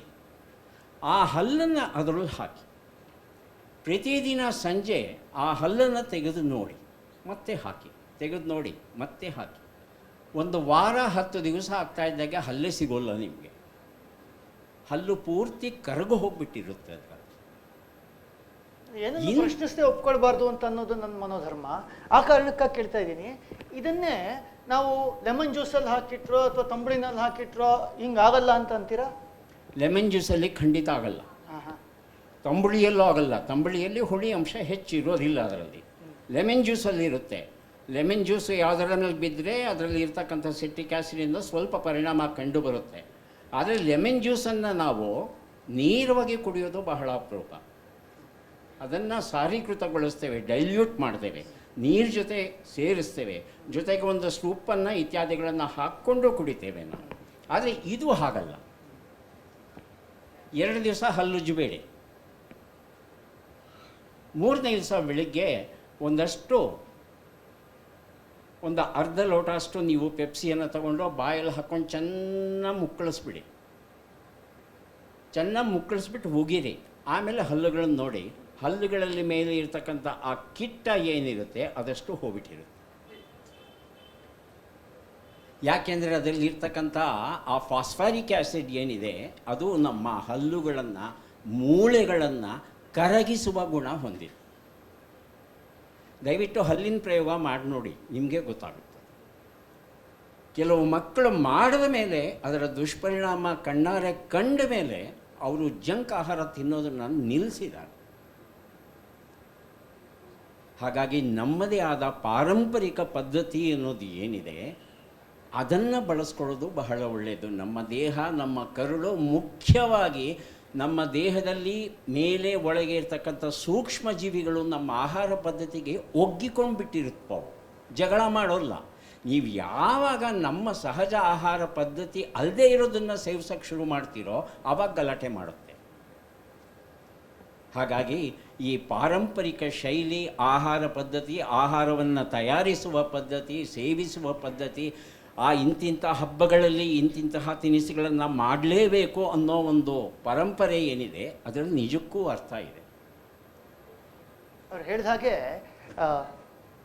At the end of the day ನಾವು ಯಾರು ಅನ್ನೋ ಪ್ರಶ್ನೆ ಕೇಳ್ಕೊಂಡಾಗ ಒಂದು the sum total of all the microbes in us, ಎರಡನೇದು we are what we eat. So ಅದು ಹೇಳುವಂಥದ್ದು. ಚುರುಕು ಮಾಡ್ತಾ ಸ್ವಲ್ಪ ತಾವು ಬರಿತೀರಿ ಜಗದೀಶ್ ಶರ್ಮಾ ಸಂಪ ಅವರೇ, ಸಚ್ಚಾರಿತ್ರ್ಯ ಇಟ್ಟುಕೊಂಡು ಜೀವನವನ್ನು ಅನುಭವಿಸಬೇಕು ಅನ್ನುವಂಥ ಮಾತು ಬರುತ್ತೆ. ಹಾಗೆ ನನಗೆ ಇಷ್ಟ ಆಗಿದ್ದು ಕಾನ್ಫ್ಲಿಕ್ಟಿಂಗ್ ಥಾಟ್ಸನ್ನು ಬ್ಯಾಲೆನ್ಸ್ ಮಾಡೋದರಲ್ಲಿ ಇದು ಬರುತ್ತಲ್ಲ ಮಹಾಭಾರತದಲ್ಲಿ. ಉದಾಹರಣೆಗೆ ಸಮರ್ಥರಾದ ವಿರಕ್ತರು ರಾಜರಾದಾಗ ಅಂತ ಅನ್ನೋ ಥಾಟನ್ನು ನೀವು ಕ್ಯಾರಿ ಮಾಡ್ತೀರಾ. ಅದರಲ್ಲಿ ಒಂದದು. ಎರಡನೇದು ರೂಢಿಯ ಕ್ರಮಗಳನ್ನು ಮುರಿಯೋದು ಮತ್ತು ರೂಢಿಯ ನಿಯಮಗಳನ್ನು ಸ್ಥಾಪಿಸೋದು, ಇವೆರಡೂ ಮಹಾಭಾರತದಲ್ಲಿ ಆಗ್ತಾ ಬರುತ್ತೆ ಅಂತ. ಇವತ್ತಿನ ಕಾಲದಲ್ಲಿ ನಾವು ಹೇಳ್ತೀವಿ Young men know the rules, old men know the exceptions ಅಂತ. ಸೊ ಈ ರೂಲ್ಸು ಎಕ್ಸೆಪ್ಷನ್ಸು ಎರಡೂ ಬರ್ತಾ ಹೋಗುತ್ತೆ. ಮತ್ತು ಈ ನಾಲ್ಕಕ್ಕೂ ರೆಲೆವೆಂಟು ಇದೇ ಇದಮಿತ್ತಂ ಇಷ್ಟೇ ಅಂತ ಈ ನಾಲ್ಕರಲ್ಲೂ ಹೇಳೋದು ಕಷ್ಟ. ಸೊ ಈ ರೂಢಿಯ ಬಗ್ಗೆ ಇರುವಂಥ ಮಾತನ್ನು ತಾವು ಸ್ವಲ್ಪ ವಿಸ್ತರಿಸೋದಾರೆ. ಮನುಷ್ಯ ಜನಾಂಗ ನಿಯಮಗಳನ್ನು ರೂಪಿಸ್ಕೊಳ್ತಾ ಹೋಗುತ್ತೆ. ಆ ರೂಪಿಸಿಕೊಂಡ ನಿಯಮಗಳೇ ಅದನ್ನೇ ಕಾನೂನು ಅಂತ ಕರಿತೀವಿ, ಸಂವಿಧಾನ ಅಂತ ಕರಿತೀವಿ, ಧರ್ಮಶಾಸ್ತ್ರ ಅಂತ ಕರಿತೀವಿ, ಅಥವಾ ರೂಢಿ ಅಂತ ಕರಿತೀವಿ, ಅಭ್ಯಾಸ ಅಂತ ಕರಿತೀವಿ, ಯಾವ್ಯಾವುದೋ ಥರದಲ್ಲಿ. ಅದಕ್ಕೆ ರಾಜಮಾನ್ಯತೆ ಬಂದಾಗ ಅದು ಕಾನೂನಾಗಿ ಪರಿಣಮಿಸುತ್ತೆ. ಅಥವಾ ನಮ್ಮ ಮನೆಗಳಲ್ಲೋ ನಮ್ಮ ಪ್ರದೇಶದಲ್ಲೋ ಬಳಕೆ ಇದ್ದಾಗ ನಮ್ಮ ಊರಿನ ರೂಢಿ, ನಮ್ಮ ಮನೆ ಪದ್ಧತಿ, ನಮ್ಮ ಮನೆ ಸಂಪ್ರದಾಯ ಅನ್ನೋ ಭಾಷೆಗಳೆಲ್ಲ ಬಳಸ್ಕೊಳ್ತೀವಿ. ಇಲ್ಲೇನಾಗುತ್ತೆ ಅಂದರೆ ಯಾವುದೋ ಕಾರಣಕ್ಕೆ ಒಂದಿಷ್ಟು ಬದುಕಿನ ವಿಧಾನವನ್ನು ಹೀಗಿರಲಿ ಅಂತ ಇದಮಿತ್ತಮ್ ಅಂತಲೇ ಹೇಳ್ಕೊಳ್ತೀವಿ ಅಂತ. ಬಹಳ ದೊಡ್ಡ ಪ್ರಶ್ನೆ ಇರೋದೇನೆಂದರೆ ಇದನ್ನು ಮುರಿಬಹುದಾ ಮುರಿಬಾರ್ದಾ ಅನ್ನುವ ಒಂದು ಪ್ರಶ್ನೆ ಯಾವಾಗಲೂ ಕಾಡುತ್ತೆ. ರಾಮಾಯಣಕ್ಕಿಂತಲೂ ಮಹಾಭಾರತ, ನಾನು ಅದನ್ನು ಉದ್ದೇಶಪೂರ್ವಕವಾಗಿ ಇದರಲ್ಲಿ ಅದನ್ನು ಎತ್ತಿದ್ದೇನೆ, ವಿಸ್ತರಿಸಿಲ್ಲ. ಇಲ್ಲಿ ಭಾಳ ಸಂಕ್ಷಿಪ್ತವಾಗಿ ಹೇಳಿದ್ದೀನಿ. ಹೌದು, ಹೇಳ್ಕೊಂಡು ಹೋಗಿದ್ದೀನಿ. ರೂಢಿಯ ನಿಯಮಗಳು ಅಂದರೆ ಅದು ಕಾನೂನು ಇರ್ಬೋದು, ಅಥವಾ ಈ ಥರದ ನಂಬಿಕೆಗಳು ಅಥವಾ ಆಚರಣೆಗಳು, ಸಂಪ್ರದಾಯಗಳು, ಪದ್ಧತಿಗಳು ಏನೂ ಇರ್ಬೋದು. ಆಹಾರದ ವಿಷಯದಲ್ಲಿ ಎಲ್ಲ ಹೌದು, ಆಹಾರದಲ್ಲೂ ಇದೆ, ಅಲ್ಲೂ ಇದೆ, ಈವನ್ ಅಪರಾಧಗಳಲ್ಲೂ ಅದಿದೆ ಅಂತ. ಇದನ್ನು ಗಟ್ಟಿಯಾಗಿ ಪಾಲಿಸಬೇಕು ಮತ್ತು ಮುರಿಯಬೇಕು ಅನ್ನೋದು ಸತ್ಯ ಅಂತ. ಇದು ಬಹಳ ವಿರೋಧಾಭಾಸದ ಸ್ಟೇಟ್ಮೆಂಟ್ ಅಂತ ಅನಿಸಿಬಿಡುತ್ತೆ. ಇದು ಗೊತ್ತಿಲ್ಲದ ಸಮಾಜ, ಗೊತ್ತಿಲ್ಲದ ದೇಶ ಬದುಕೋದಿಲ್ಲ. ನಮಗೆ ನಿಯಮಗಳನ್ನು ಕಠೋರವಾಗಿ ಪಾಲಿಸೋದಕ್ಕೆ ಗೊತ್ತಿರಬೇಕು ಮತ್ತು ನಿಯಮವನ್ನು ಗಾಳಿಗೆ ತೂರೋದಕ್ಕೆ ಗೊತ್ತಿರಬೇಕು ಅಂತ. ಒಂದು ಉದಾಹರಣೆ ಸರಳವಾಗಿ ಕೊಡೋದು ಅಂತಂದರೆ, ಬಲಕ್ಕೆ ಹೋಗಬೇಕಾ ಎಡಕ್ಕೆ ಹೋಗಬೇಕಾ ರಸ್ತೆಯಲ್ಲಿ ಅನ್ನೋದಕ್ಕೆ ಒಂದು ಕ್ರಮ ಇದೆ. ಭಾರತದಲ್ಲಿ ಒಂದು ಕ್ರಮ ಇದೆ, ನೀವು ವಿದೇಶಗಳಲ್ಲಿ ಇನ್ನೊಂದು ಕ್ರಮ ಇದೆ, ಏನೋ ಇರಲಿ, ಒಂದು ಕ್ರಮ ಇದೆ. ನಮ್ಮ ಯೋಚನೆಗಳು ಹೇಗೆ ಓಡುತ್ತೆ ಅಂತ ಅಂದರೆ, ಈ ನಿಯಮವನ್ನು ಪಾಲಿಸಬೇಕು ಅನ್ನೋದು ಸರಿ, ಈ ನಿಯಮದಂತೆ ವರ್ತಿಸಬೇಕು ಅಂತ. ಆದರೆ ಈ ನಿಯಮವನ್ನು ಮುರಿಬಹುದಾ ಅಂತ ಪ್ರಶ್ನೆ ಕೇಳಿದರೆ, ಮುರಿಬಾರದು ಅಂತಲೇ ಕಾನೂನು ಹೇಳುತ್ತೆ, ವಿವೇಕಿಗಳು ಹೇಳ್ತಾರೆ. ಆದರೆ ಇದನ್ನು ಮುರಿಬಹುದು ಅಂತ ನಾನು ಸ್ಟೇಟ್ಮೆಂಟ್ ಮಾಡ್ತೀನಿ, ತಲೆ ಸರಿ ಇಲ್ಲ ಅಂತ ಹೇಳ್ತಾರೆ. ಆದರೆ ಒಂದು ಯಾರಿಗೋ ಅಪಘಾತ ಆಗಿದೆ, ತುರ್ತಾಗಿ ಆಸ್ಪತ್ರೆಗೆ ಹೋಗಿ ಸೇರಬೇಕು, ಆ್ಯಂಬುಲೆನ್ಸ್ ಹೊರಟಿದೆ. ನೀವು ಈಗ ಬಲಕ್ಕೆ ಹೋಗಬೇಕಾ ಎಡಕ್ಕೆ ಹೋಗಬೇಕಾ ಅನ್ನುವ ನಿಯಮದಂತೆ ನನಗೆ ಡ್ರೈವಿಂಗ್ ಲೈಸೆನ್ಸ್ ಕೊಡುವಾಗ ಹೀಗೆ ಹೇಳಿದ್ದಾರೆ, ನಾನು ಎಡಕ್ಕೆ ಹೋಗೋದಿಲ್ಲ ಬಲಕ್ಕೆ ಹೋಗೋದಿಲ್ಲ ಅಂತ ಡ್ರೈವರ್ ಕುಳಿತರೆ ಅವನು ಒಳಗೆ ಕುಳಿತವನನ್ನು ಸಾಯಿಸ್ತಾನೆ. ಧರ್ಮ ಬೇರೆ ಅಪಧರ್ಮ ಬೇರೆ. ಅಲ್ಲ, ಇದರಲ್ಲಿ ಹಾಗೇನೆ ಈ ಎಡಕ್ಕೆ ಹೋಗಬೇಕು ಬಲಕ್ಕೆ ಹೋಗಬೇಕು ಅನ್ನುವ ನಿಯಮ ತಂದಿದ್ದೇ ಮನುಷ್ಯರು ಸಾಯಬಾರದು ಅಂತ. ನೀವು ಎದ್ವಾ ತದ್ವಾ ಹೋಗ್ತಾ ಇದ್ದರೆ ಆಕ್ಸಿಡೆಂಟ್ ಆಗಿ ಸಾಯ್ತೀರಿ ಅಂತ. ಪ್ರಾಣ ರಕ್ಷಣೆಗಾಗಿ ಈ ನಿಯಮ ಮುರಿಬೋದಾ ಅಂದರೆ ಮುರಿಬಹುದು ಅಂತ. ಇಲ್ಲಿ ಬರುವ ಪ್ರಶ್ನೆ, ರೂಢಿ ಮಾಡುವ ಅಪಾಯ ಏನು ಅಂತ ಅಂದರೆ, ಅದರ ಉದ್ದೇಶದ ಕಡೆ ಗಮನ ಹರಿಸೋದಕ್ಕೆ ಬಿಡೋದಿಲ್ಲ. ಅದು ಮಕ್ಕಿ ಈ ಸ್ಟೇಟ್ಮೆಂಟ್ ಹೀಗಿದೆ, ಇದರನ್ನು ಅನುಸರಿಸು ಅಂತ ಹೇಳೋದಕ್ಕೆ ಹೊರಟುತ್ತೆ. ಇಡೀ ಮಹಾಭಾರತ ಅಪವಾದಗಳನ್ನು ಹೇಳ್ತಾ ಹೋಗುತ್ತೆ. ನೀವು ಹೇಳಿದ್ರಲ್ಲ, ಅಪವಾದಗಳನ್ನು ಮುರಿತಾ ಹೋಗುತ್ತೆ. ಒಬ್ಬಳು 5 ಜನರನ್ನ ಮದುವೆ ಆಗ್ತಾಳೆ, ಗಂಡ ಸತ್ತ ಮೇಲೆ ಯಾರೋ ಒಬ್ಬಳು ನಿಯೋಗದಿಂದ ಅಂತ ಇನ್ನೊಬ್ಬರಿಂದ ಒಂದು ಮಗು ಹುಟ್ಟುತ್ತೆ. ನೀವು ಇಡೀ ಮಹಾಭಾರತದಲ್ಲಿ ಇಂಥದ್ದು ನೋಡ್ತೀರಿ. ಅವಳು ಯಾರಿಗೋ ಸತ್ಯವತಿಗೆ ವ್ಯಾಸರು ಮದುವೆಗಿಂತ ಮೊದಲೇ ಹುಟ್ಟಿಬಿಡ್ತಾರೆ. ಅವಳು ಯಾರಿಗೋ ಕುಂತಿಗೆ ಚಿಕ್ಕವಳಿದ್ದಾಗ ಒಂದು ಮಗು ಆಗಿಬಿಡುತ್ತೆ. ಅಂದರೆ ರೂಢಿಗತವಾದ ನಿಯಮಗಳನ್ನು ಮುರಿದಿದೆ. ಆದರೆ ಇವ್ರು ಯಾರೂ ತ್ಯಾಜ್ಯರಲ್ಲ, ನಿಷಿದ್ಧರಲ್ಲ, ಇವ್ರು ಯಾರನ್ನೂ ಹೊರಗೆ ಹಾಕಿಲ್ಲ ಅಂತ ಈ ರೂಢಿ ಮತ್ತು ಅದು ಯಾಕೆ ಬಂತು ಅನ್ನೋದನ್ನು ಇಟ್ಟುಕೊಂಡು ಬದುಕನ್ನು ನೋಡುವಂಥ ಇದೇ ಧರ್ಮ ಅಂತ. ಅಂದರೆ ಧರ್ಮಶಾಸ್ತ್ರ ಅಂತ ಬರುವಾಗ, ಶಾಸ್ತ್ರವಾಗಿಸುವಾಗ ಕಾನೂನು ಮಾಡಲೇಬೇಕು. ಹೀಗೆ ಮಾಡು, ಹೀಗೆ ಮಾಡಬಾರ್ದು, ವಿಧಿ ನಿಷೇಧ ತರಬೇಕು. ಆದರೆ ಶಾಸ್ತ್ರದ ಹಿಂದೆ ಧರ್ಮ ಅಂತ ಬಂದರೆ, ಆ ಧರ್ಮ ಏನು ಹೇಳುತ್ತೆ ಅಂದರೆ ಅದು ಉದ್ದೇಶವನ್ನು ಹೇಳುತ್ತೆ ಅಂತ. ಹಾಗಾಗಿ ತಿನ್ನಬೇಕು ಅನ್ನೋದು ನಿಯಮ ಅಂತ. ಆದರೆ ಎಷ್ಟು ಏನು ಅಂತ ಬಂದಾಗ ಅದು ಬೇರೆ ಬರುತ್ತೆ. ಎಲ್ಲ ವಿಷಯಗಳಿಗೂ ಇದು ಬರುತ್ತೆ. ನಾನು ಅದನ್ನು spirit of it and not by the letter of it ಅನ್ನೋ ಅರ್ಥದಲ್ಲಿ ಬರುತ್ತೆ. ತುಂಬ ಚೆನ್ನಾಗಿತ್ತು ತಮ್ಮ ವಿವರಣೆ. ಇದನ್ನೇ ರಂಗಸ್ವಾಮಿ ಅವರೇ ನೀವು ಹೇಳ್ತಾ ಬರ್ತೀರಿ ಪುಸ್ತಕದಲ್ಲಿ. ಈ ಸಿರಿವಂತರಾಗಿರೋವಂಥವರ ಉದಾಹರಣೆಗಳನ್ನು ಕೊಡ್ತಾನೆ ನೀವು ಎಲ್ಲ ಕಡೆ ಹೇಳ್ತೀರಿ. ಅದು ಅವ್ರು ಮಾಡಿಕೊಂಡ ರೀತಿ, ನಿಮ್ಮದನ್ನು ನೀವೇ ರೂಪಿಸ್ಕೊಳ್ಬೇಕು ಅಂತ. ಏನಂದರೆ ನಾವು ಯಾರನ್ನೇ ಒಬ್ರನ್ನ ಮೆಂಟೋರ್ ಅಂತನೋ ಅಥವಾ ನಾವು ಅವ್ರ ಹಂಗೆ ಆಗಬೇಕು ಅಂತ ನಾವು ಬಯಸೋದು ತಪ್ಪಲ್ಲ. ಆದರೆ ಪೂರ್ಣವಾಗಿ ಅವ್ರನ್ನ ನಕಲು ಮಾಡೋದು ಬೇಡ ಅನ್ನೋ ಉದ್ದೇಶದಿಂದ ನಾನು ಹೇಳ್ತಾ ಹೋಗ್ತೀನಿ. ಯಾಕಂದರೆ ಪ್ರತಿಯೊಬ್ಬರಿಗೂ ನಾನು ಸದಾ ಯಾವಾಗಲೂ ಹೇಳೋದಷ್ಟೇ, ಅವ್ರವ್ರ ಜೀವನ ಅವತ್ತಿನ ಕಾಲಘಟ್ಟಕ್ಕೆ ಅವರು ಪಾಲಿಸಿದ ರೀತಿ ನೀತಿಗಳು ಸರಿಯಾಗಿದ್ವು. ಹಾಗಾಗಿ ಅವ್ರನ್ನ ನಾವು ಏನು ಹೇಳ್ತಾರೆ ಮೆಂಟೋರ್ ಅಂತ ತಗೊಳ್ಳೋಣ, ಅವ್ರನ್ನ ನಾವು ಪೂಜಿಸೋಣ, ಗೌರವಿಸೋಣ, ಅವರ ಹಾದಿಲಿ ನಡೆಯೋಣ ಅಂತ ಬಯಸೋದು ತಪ್ಪಲ್ಲ. ಆದರೆ ಆಗಬೇಕು ಅಂತ ನಕಲು ಮಾಡ್ತಾ ಹೋಗೋದು ಬೇಡ ಅನ್ನೋ ಉದ್ದೇಶದಿಂದ ನಾನು ಅದನ್ನು ಬರೀತಾ ಹೋಗ್ತೀನಿ. ಇದೇ ರೂಲ್ಸು ಎಕ್ಸೆಪ್ಷನ್ಸ್ದು ವಿಷಯಕ್ಕೆ ಬರೋದಾದರೆ, ರೂಢಿಯ ಕ್ರಮಗಳನ್ನು ಮುರಿಯೋದು ಇದಕ್ಕೆ ಬರೋದಾದರೆ, ನನಗನ್ಸೋದು ಜನ ಈ ವಿಷಯದಲ್ಲಿ ಇರೋ ಗೈಡ್ಲೈನ್ಸ್ನ ರೂಲ್ಸನ್ನು ಮುರಿಯೋದ್ರಿಂದನೇ ಎಷ್ಟೋ ಬಾರಿ ಸಂಕಷ್ಟಕ್ಕೆ ಸಿಲುಕೊಳ್ತಾರೆ ಅಂತ ನಿಮ್ಮ ವಿಷಯದಲ್ಲಿ. ಈ ಒಂದು 2-3 ವಾಕ್ಯಗಳಲ್ಲಿ ನೀವು ಈ ಸೈಬರ್ ಕ್ರೈಮ್ನಿಂದ ಇವತ್ತು ಆಗ್ತಾ ಇರುವಂಥ ಸಮಸ್ಯೆಯ ಅಗಾಧತೆಯನ್ನು ವಿವರಿಸೋದಾದರೆ ಸತೀಶ್ ಅವರೇ. ಓಕೆ, ನಾನು ಕೆಲವು ಸ್ಟ್ಯಾಟ್ಸ್ ಹೇಳ್ತೀನಿ, ಅದು ಮೋಸ್ಟ್ಲಿ ಇದಾಗುತ್ತೆ. ಈಗ ಕಳೆದ ವರ್ಷ ಅಲ್ಲ, ಅದರ ಹಿಂದಿನ ವರ್ಷ 2022ರಲ್ಲಿ ಇಡೀ ವಿಶ್ವದಲ್ಲಿ $6 ಟ್ರಿಲಿಯನ್ ಅಷ್ಟು ಹಣ ಈ ಸೈಬರ್ ಕ್ರೈಮಿಂದ ನಷ್ಟ ಆಗಿದೆ ಜನಕ್ಕೆ ಅಥವಾ ಸಂಸ್ಥೆಗಳಿಗೆ ಅಂತ ಒಂದು ಮಾಹಿತಿ ಇದೆ. ಇದೇ 2026ರಲ್ಲಿ $10 ಟ್ರಿಲಿಯನ್ ಮಟ್ಟಕ್ಕೆ ಮುಟ್ಟುತ್ತೆ. ಭಾರತ 1ನೇ ನಂಬರ್ನಲ್ಲಿದೆ ನಂಬರ್ ಆಫ್ ಸೈಬರ್ ಕ್ರೈಮ್ಸ್ನಲ್ಲಿ, ಅಂದರೆ number of people impacted by cyber crime. May be ನಮ್ಮ ಪಾಪ್ಯುಲೇಷನ್ನು ಅದಕ್ಕೆ ಕಾರಣ ಇರ್ಬೋದು. ಅದರಿಂದ ನಷ್ಟ ಎಷ್ಟಾಗಿದೆ ಅನ್ನೋದು ನೀವು ಗೊತ್ತಾಗುತ್ತೆ. ನಮ್ಮ ದೇಶದಲ್ಲಿ ಇರೋ 75% ಕಂಪ್ನಿಗಳು ರ್ಯಾನ್ಸಮ್ವೇರ್ ಅಥವಾ ಒಂದಲ್ಲ ಒಂದು ಡೇಟಾ ಪ್ರೈವಸಿ ಇಶ್ಯೂಸು ಈ ಥರ ಸೈಬರ್ ಕ್ರೈಮ್ ದಾಳಿಗೆ ತುತ್ತಾಗಿದೆ. ಹಾಗೆ ನಮ್ಮಲ್ಲಿ ಪಾಪ್ಯುಲೇಷನ್ ಹೆಚ್ಚು, ಹಾಗೇ ವಯಸ್ಸಾಗಿರೋರು ಹೆಚ್ಚಾಗ್ತಾ ಇದ್ದಾರೆ, ಅವರು ಮೋಸ ಹೋಗ್ತಾ ಇರೋ ನಂಬರು ಜಾಸ್ತಿ ಆಗ್ತಾ ಇದೆ.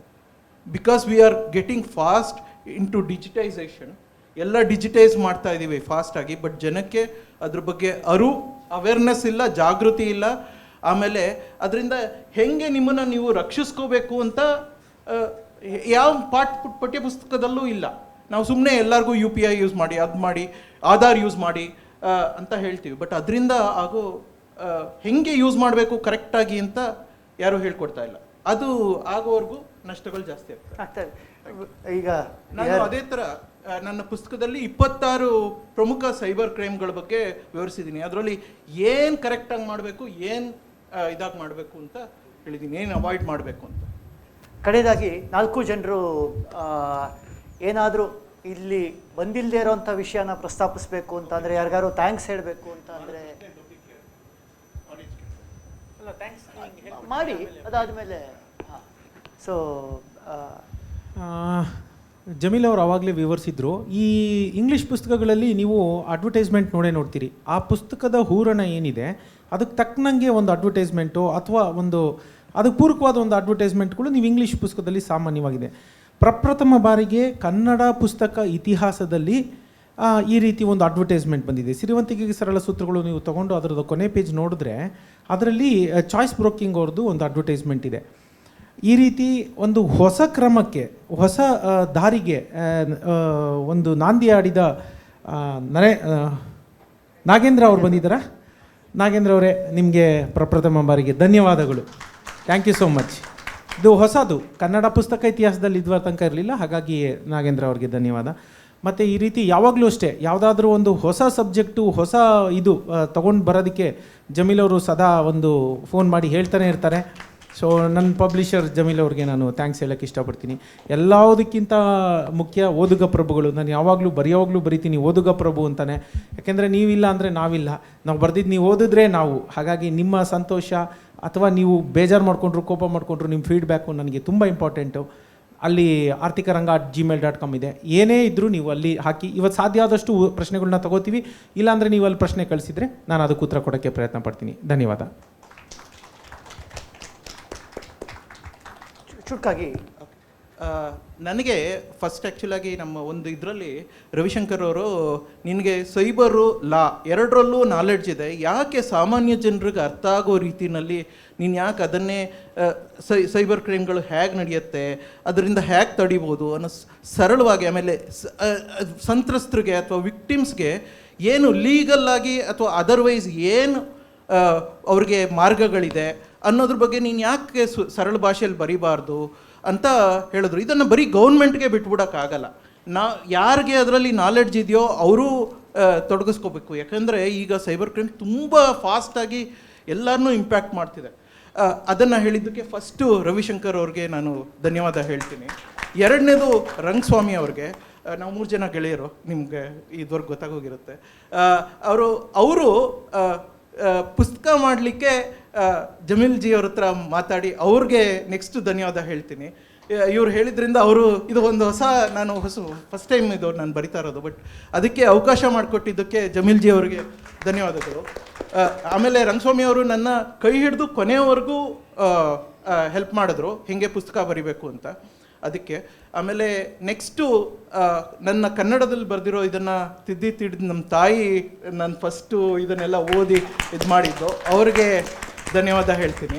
ಹಾಗೆ ಇಂಗ್ಲೀಷ್ನಲ್ಲಿ ಬರೆದಿರೋದನ್ನು ರಮ್ಯಾ ಮೇಡಮ್ ಅವರು ರಿವ್ಯೂ ಮಾಡಿ ಕಮೆಂಟ್ ಕೊಟ್ಟು ಅದನ್ನು ಹೆಂಗೆ ಕರೆಕ್ಟಾಗಿ ಫ್ರೇಮ್ ಮಾಡ್ಬೋದು ಅಂತ ಹೇಳಿದ್ದಕ್ಕೆ ಅವ್ರಿಗೆ ತುಂಬ ಹೃದಯದ ಧನ್ಯವಾದಗಳು. ಆಮೇಲೆ ಇನ್ನೂ ನಿವೇದಿತಾ ಮೇಡಮು, ವಿಕ್ರಮು ಅವ್ರಿಗೆಲ್ಲರಿಗೂ ಧನ್ಯವಾದ ಹೇಳ್ತಿದ್ದೀನಿ. Thank you. Sir, anything to add? ಎಲ್ಲ ದೇವರು ಬಂದರೋ ಅನ್ನ ದೇವರು ಬರಲಿಲ್ಲ, ನಮ್ಮ ಬೇಂದ್ರಿಯವರು ಹೇಳುವಂಥ ಮಾತು.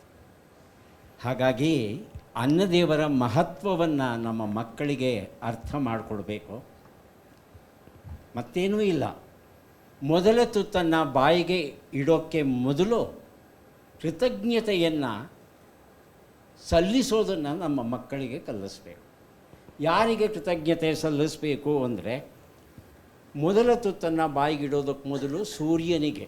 ಯಾಕಂದರೆ ಫೋಟೋಸಿಂಥಸಿಸ್ನಿಂದಲೇ ಆಹಾರ ಪದಾರ್ಥ ತಯಾರಾಗುತ್ತೆ. ಸೂರ್ಯನಿಂದ ಆರಂಭಿಸಿ ಭೂಮಿ, ವಾಯು, ವರುಣ, ರೈತ, ವ್ಯಾಪಾರಿ, ಅಪ್ಪ, ಎಲ್ಲಕ್ಕಿಂತಲೂ ಮಿಗಿಲಾಗಿ ಅಮ್ಮನಿಗೆ ಕೃತಜ್ಞತೆಯನ್ನು ಸಲ್ಲಿಸಿ ಆ ತುತ್ತನ್ನು ಬಾಯಲ್ಲಿಟ್ಕೊಂಡು ನಾವು ಅಗದು ತಿಂದರೆ ಆ ಆಹಾರದ ಪೋಷಕಾಂಶಗಳು ಏನಿದೆ ಅದು ದಕ್ಕುತ್ತೆ.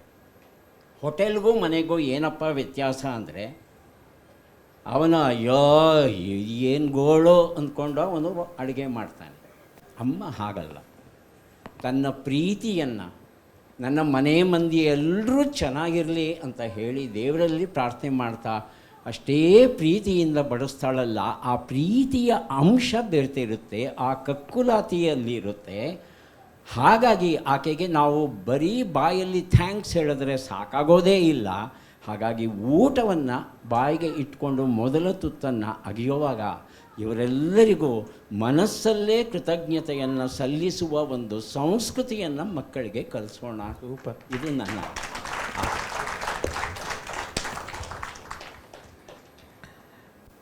ನಾನು ಹೇಳಬೇಕಾಗಿರೋದನ್ನೆಲ್ಲ ಪುಸ್ತಕದಲ್ಲಿ ಹೇಳಿದ್ದೀನಿ, ಕೃತಜ್ಞತೆಯನ್ನು ಸೇರಿಸಿ. 2 ವಿಷಯ ಹೇಳಬೇಕಾಗಿರೋದು.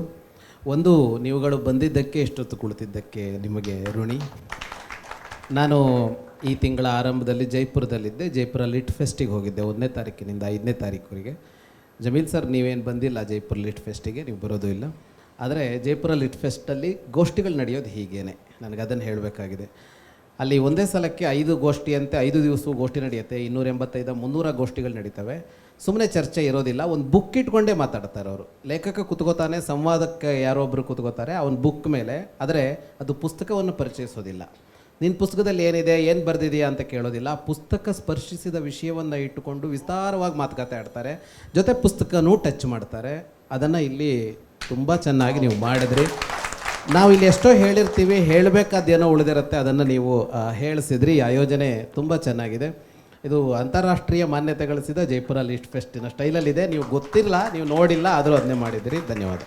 Thank you sir. ನಾನು ನೋಡಿಲ್ಲ, ಆದರೆ ನೀವು ಈ ಮಾತು ಹೇಳ್ತಾ ಇರೋದ್ರಿಂದ ನನ್ನ ಹೃದಯ ತುಂಬ ಬಂದಿದೆ. ಎಲ್ಲರೂ ಥ್ಯಾಂಕ್ಸ್ ಹೇಳಿದ್ದಾರೆ, ನಾನು ಥ್ಯಾಂಕ್ಸ್ ಹೇಳ್ಬಿಡ್ತೀನಿ. ನಾನು ಮುಂಚೆ ಅಂದ್ಕೊಂಡಿದ್ದೆ ಈ ಅರ್ಪಣೆ ಎಲ್ಲ ಮಾಡೋದು ಯಾರಾದರೂ ಹೋಗ್ಬಿಟ್ಮೇಲೆ ಅಂತ ಪುಸ್ತಕನ ನಾನು ಇನ್ನೂ ನಿಮ್ಮ ಮುಂದೆ ಸಜೀವವಾಗಿ ಕೂತಿದ್ದೀನಿ. ಇವರಿಬ್ಬರು ಬರೆದಿರೋ 2 ಪುಸ್ತಕಗಳು ಇವತ್ತು ನನ್ನ ಹೆಸರಲ್ಲಿ ಅರ್ಪಣೆಯಾಗಿವೆ. They have dedicated their books to me. ಹೇಳ್ತಾರೆ, tell me your friends and I will tell you who you are ಅಂತ. ಹೂ ಆರ್ ಯು ಅಂತ ನೀವು ಕೇಳಿದ್ದಕ್ಕೆ ಒಂದು ಸಮ್ ಆಫ್ ಮೈಕ್ರೋಬ್ಸ್. ಎರಡನೇದು, I will be defined by the kind of friends that I have and I am so great. ಎಲ್ಲರಿಗೂ ಧನ್ಯವಾದಗಳು. ಸಿರಿವಂತಿಕೆಗೆ ಸರಳ ಸೂತ್ರಗಳು ಅವ್ರಿಗೆ ಅರ್ಪಣೆ ಮಾಡೋದಕ್ಕೆ ಕಾರಣ ಇದೆ, ಸುಮ್ಮನೆ ಅಲ್ಲ. ಅವ್ರು ಹೇಳಿದ್ರು ಹೋಗ್ಬಿಟ್ಟ ಮೇಲೆ ಮಾಡ್ತಾರೆ ಅಂತ. ಇದ್ದಾಗಲೇ ದಂತಕಥೆ ಆದರೆ ನೀವು ಅರ್ಪಣೆ ಮಾಡ್ತಿರೋ ಮಾಡಲ್ವೋ ಅಂಥ ದಂತಕಥೆ ರವಿ ಅವರು. ನಿಮ್ಮಲ್ಲಿ ಬಹಳಷ್ಟು ಜನಕ್ಕೆ ಗೊತ್ತಿರುತ್ತೆ ಅವ್ರು ಯಾರು ಅಂತ. ಅವ್ರಿಗೆ ಗೊತ್ತಿಲ್ಲ ಅಂತಂದರೆ ಒಂದು ಸರಿ ನೀವು ಹೋಗಿ ಗೂಗಲಲ್ಲಿ ಅವ್ರನ್ನ ಗೂಗಲ್ ಮಾಡಿ ನೋಡಿ. ಅವರ ಕೀರ್ತಿ, ಅವ್ರ ಸಾಧನೆ ಎಷ್ಟಿದೆ ಅಂದರೆ ಹಿಮಾಲಯನು ಮೀರಿದ ಸಾಧನೆ. ಅವ್ರದ್ದು ಮಾತುಗಳು ನೀವು ಒಂದು ಗ್ಲಿಮ್ಸ್ ಅಷ್ಟೇ ಇಲ್ಲಿ ಕೇಳಿರೋದು. ಸಾಧ್ಯ ಆದರೆ ಅವರೆಲ್ಲರ ಮಾತಾಡಿದ್ರೆ, ಲೈವ್ ಮಾತಾಡುವಾಗ ಅವ್ರನ್ನ ಕೇಳಿ. ನೀವು ಅವ್ರ ಫ್ಯಾನ್ ಆಗದಿರೋದಕ್ಕೆ ಸಾಧ್ಯನೇ ಇಲ್ಲ. ಧನ್ಯವಾದ. Over to you. ನಿಮ್ಮಿಂದ ಕೆಲವು ಪ್ರಶ್ನೆಗಳಂದರೆ ಕೇಳಲೇಬೇಕು ಅನ್ನೋಂಥ ಪ್ರಶ್ನೆ ಇದ್ದರೆ ಅದಕ್ಕೆ ಒಂದು 5 ನಿಮಿಷ ಕಾಲಾವಕಾಶವನ್ನು ಇಲ್ಲಿ ಮಾಡಿಕೊಡ್ಲಾಗುತ್ತೆ.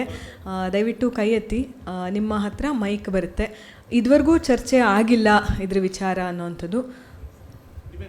ಮತ್ತು ನೇರವಾಗಿ ಪ್ರಶ್ನೆಗೆ ಬನ್ನಿ. ಅದೇ ನಿನ್ನೆ ನಾವು HSR ಲೇಔಟಲ್ಲಿ ಸಿಕ್ಕಿದ್ವಿ, ಅವತ್ತು ಬಸವನಗುಡಿ ಕಡಲೆಕಾಯಿ ಪರಿಶೀಲಿ ಅದೆಲ್ಲ ಏನು ಬೇಡ. ನೇರವಾಗಿ ಪ್ರಶ್ನೆಗೆ ಬಂದು ನಿಮ್ಮ ಮಾತನ್ನು ಮುಂದುವರಿಸ್ಬೋದು. ನಮಸ್ಕಾರ. ನನ್ನ ಪ್ರಶ್ನೆ ಶರ್ಮಾಜಿ ಅವರಿಗೆ.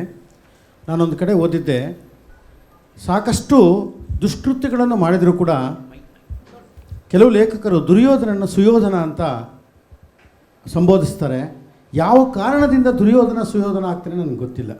ಏನನ್ನ ಒಂದು ಒಳ್ಳೆ ಗುಣ ಅಂತಿದ್ರೆ ಅವನಲ್ಲಿ ಮಿತ್ರ ಪ್ರೇಮ ಇತ್ತು. ಆ ಮಿತ್ರ ಪ್ರೇಮನೂ ಕೂಡ ಸ್ವಾರ್ಥಕ್ಕೋಸ್ಕರ ಇತ್ತು. ಅಂಥ ದುರ್ಯೋಧನನ್ನು ಸುಯೋಧನ ಅಂದರೆ ಬೆಳಕಿನ ಕತ್ತಲನ್ನು ಬೆಳಕು ಅಂದಂಗಾಗುತ್ತೆ. ಅದು ನನ್ನ ಅತಿ ಮುಖ್ಯವಾದ ಪ್ರಶ್ನೆ ಒಂದು. ಇನ್ನು ಎರಡನೇ ಪ್ರಶ್ನೆ ಏನಂದರೆ, ಈಗ ರಾವಣ ಅಷ್ಟು ಸರ್ವಜ್ಞ ಆದರೂ ಕೂಡ ಅವನು ತಪ್ಪು ಮಾಡ್ದ. ದುರ್ಯೋಧನ ಎಲ್ಲ ವಾತಾವರಣದಲ್ಲಿ, ಇವನು ಧರ್ಮರಾಯನ ವಾತಾವರಣದಲ್ಲಿ ಬದುಕಿದ್ರು ಕೂಡ ತಪ್ಪು ಮಾಡ್ದ ಅಂತ ಹೇಳಿದಿರಿ. ಸೊ ಈ ಯೋಚನೆನ ಇನ್ನು ಸ್ವಲ್ಪ ಆಧ್ಯಾತ್ಮಿಕದ ಕಡೆ ಯೋಚನೆ ಮಾಡಿದ್ರೆ ಅವರ ಕರ್ಮ ಫಲದಿಂದ ಮಾತ್ರ ಹಂಗೆ ಮಾಡ್ತಾರೆ ಅಂತ ಅನ್ಕೋಬೋದಲ್ವಾ? ಇವೆರಡು ನನ್ನ ಪ್ರಶ್ನೆ. ಭಾಳ ಚೆನ್ನಾಗಿದೆ. ಒಂದು ಪ್ರಶ್ನೆಗೆ ಇದರಲ್ಲಿ ಪುಸ್ತಕದಲ್ಲಿ ಉತ್ತರ ನಾನು ಕೊಡೋದಕ್ಕೆ ಪ್ರಯತ್ನ ಪಟ್ಟಿದ್ದೀನಿ. ದುರ್ಯೋಧನನ ಕುರಿತಾದದ್ದು ಅದು ಒಂದು ಗೀಳು ಹುಟ್ಟುಕೊಂಡಿದೆ. ಅದು ಗೀಳು ಅಂತಲೇ ಕರಿಬೇಕು, ಅದಕ್ಕೆ ಬೇರೆ ಶಬ್ದದಲ್ಲಿ ಕರೆಯೋದಕ್ಕಾಗೋದಿಲ್ಲ.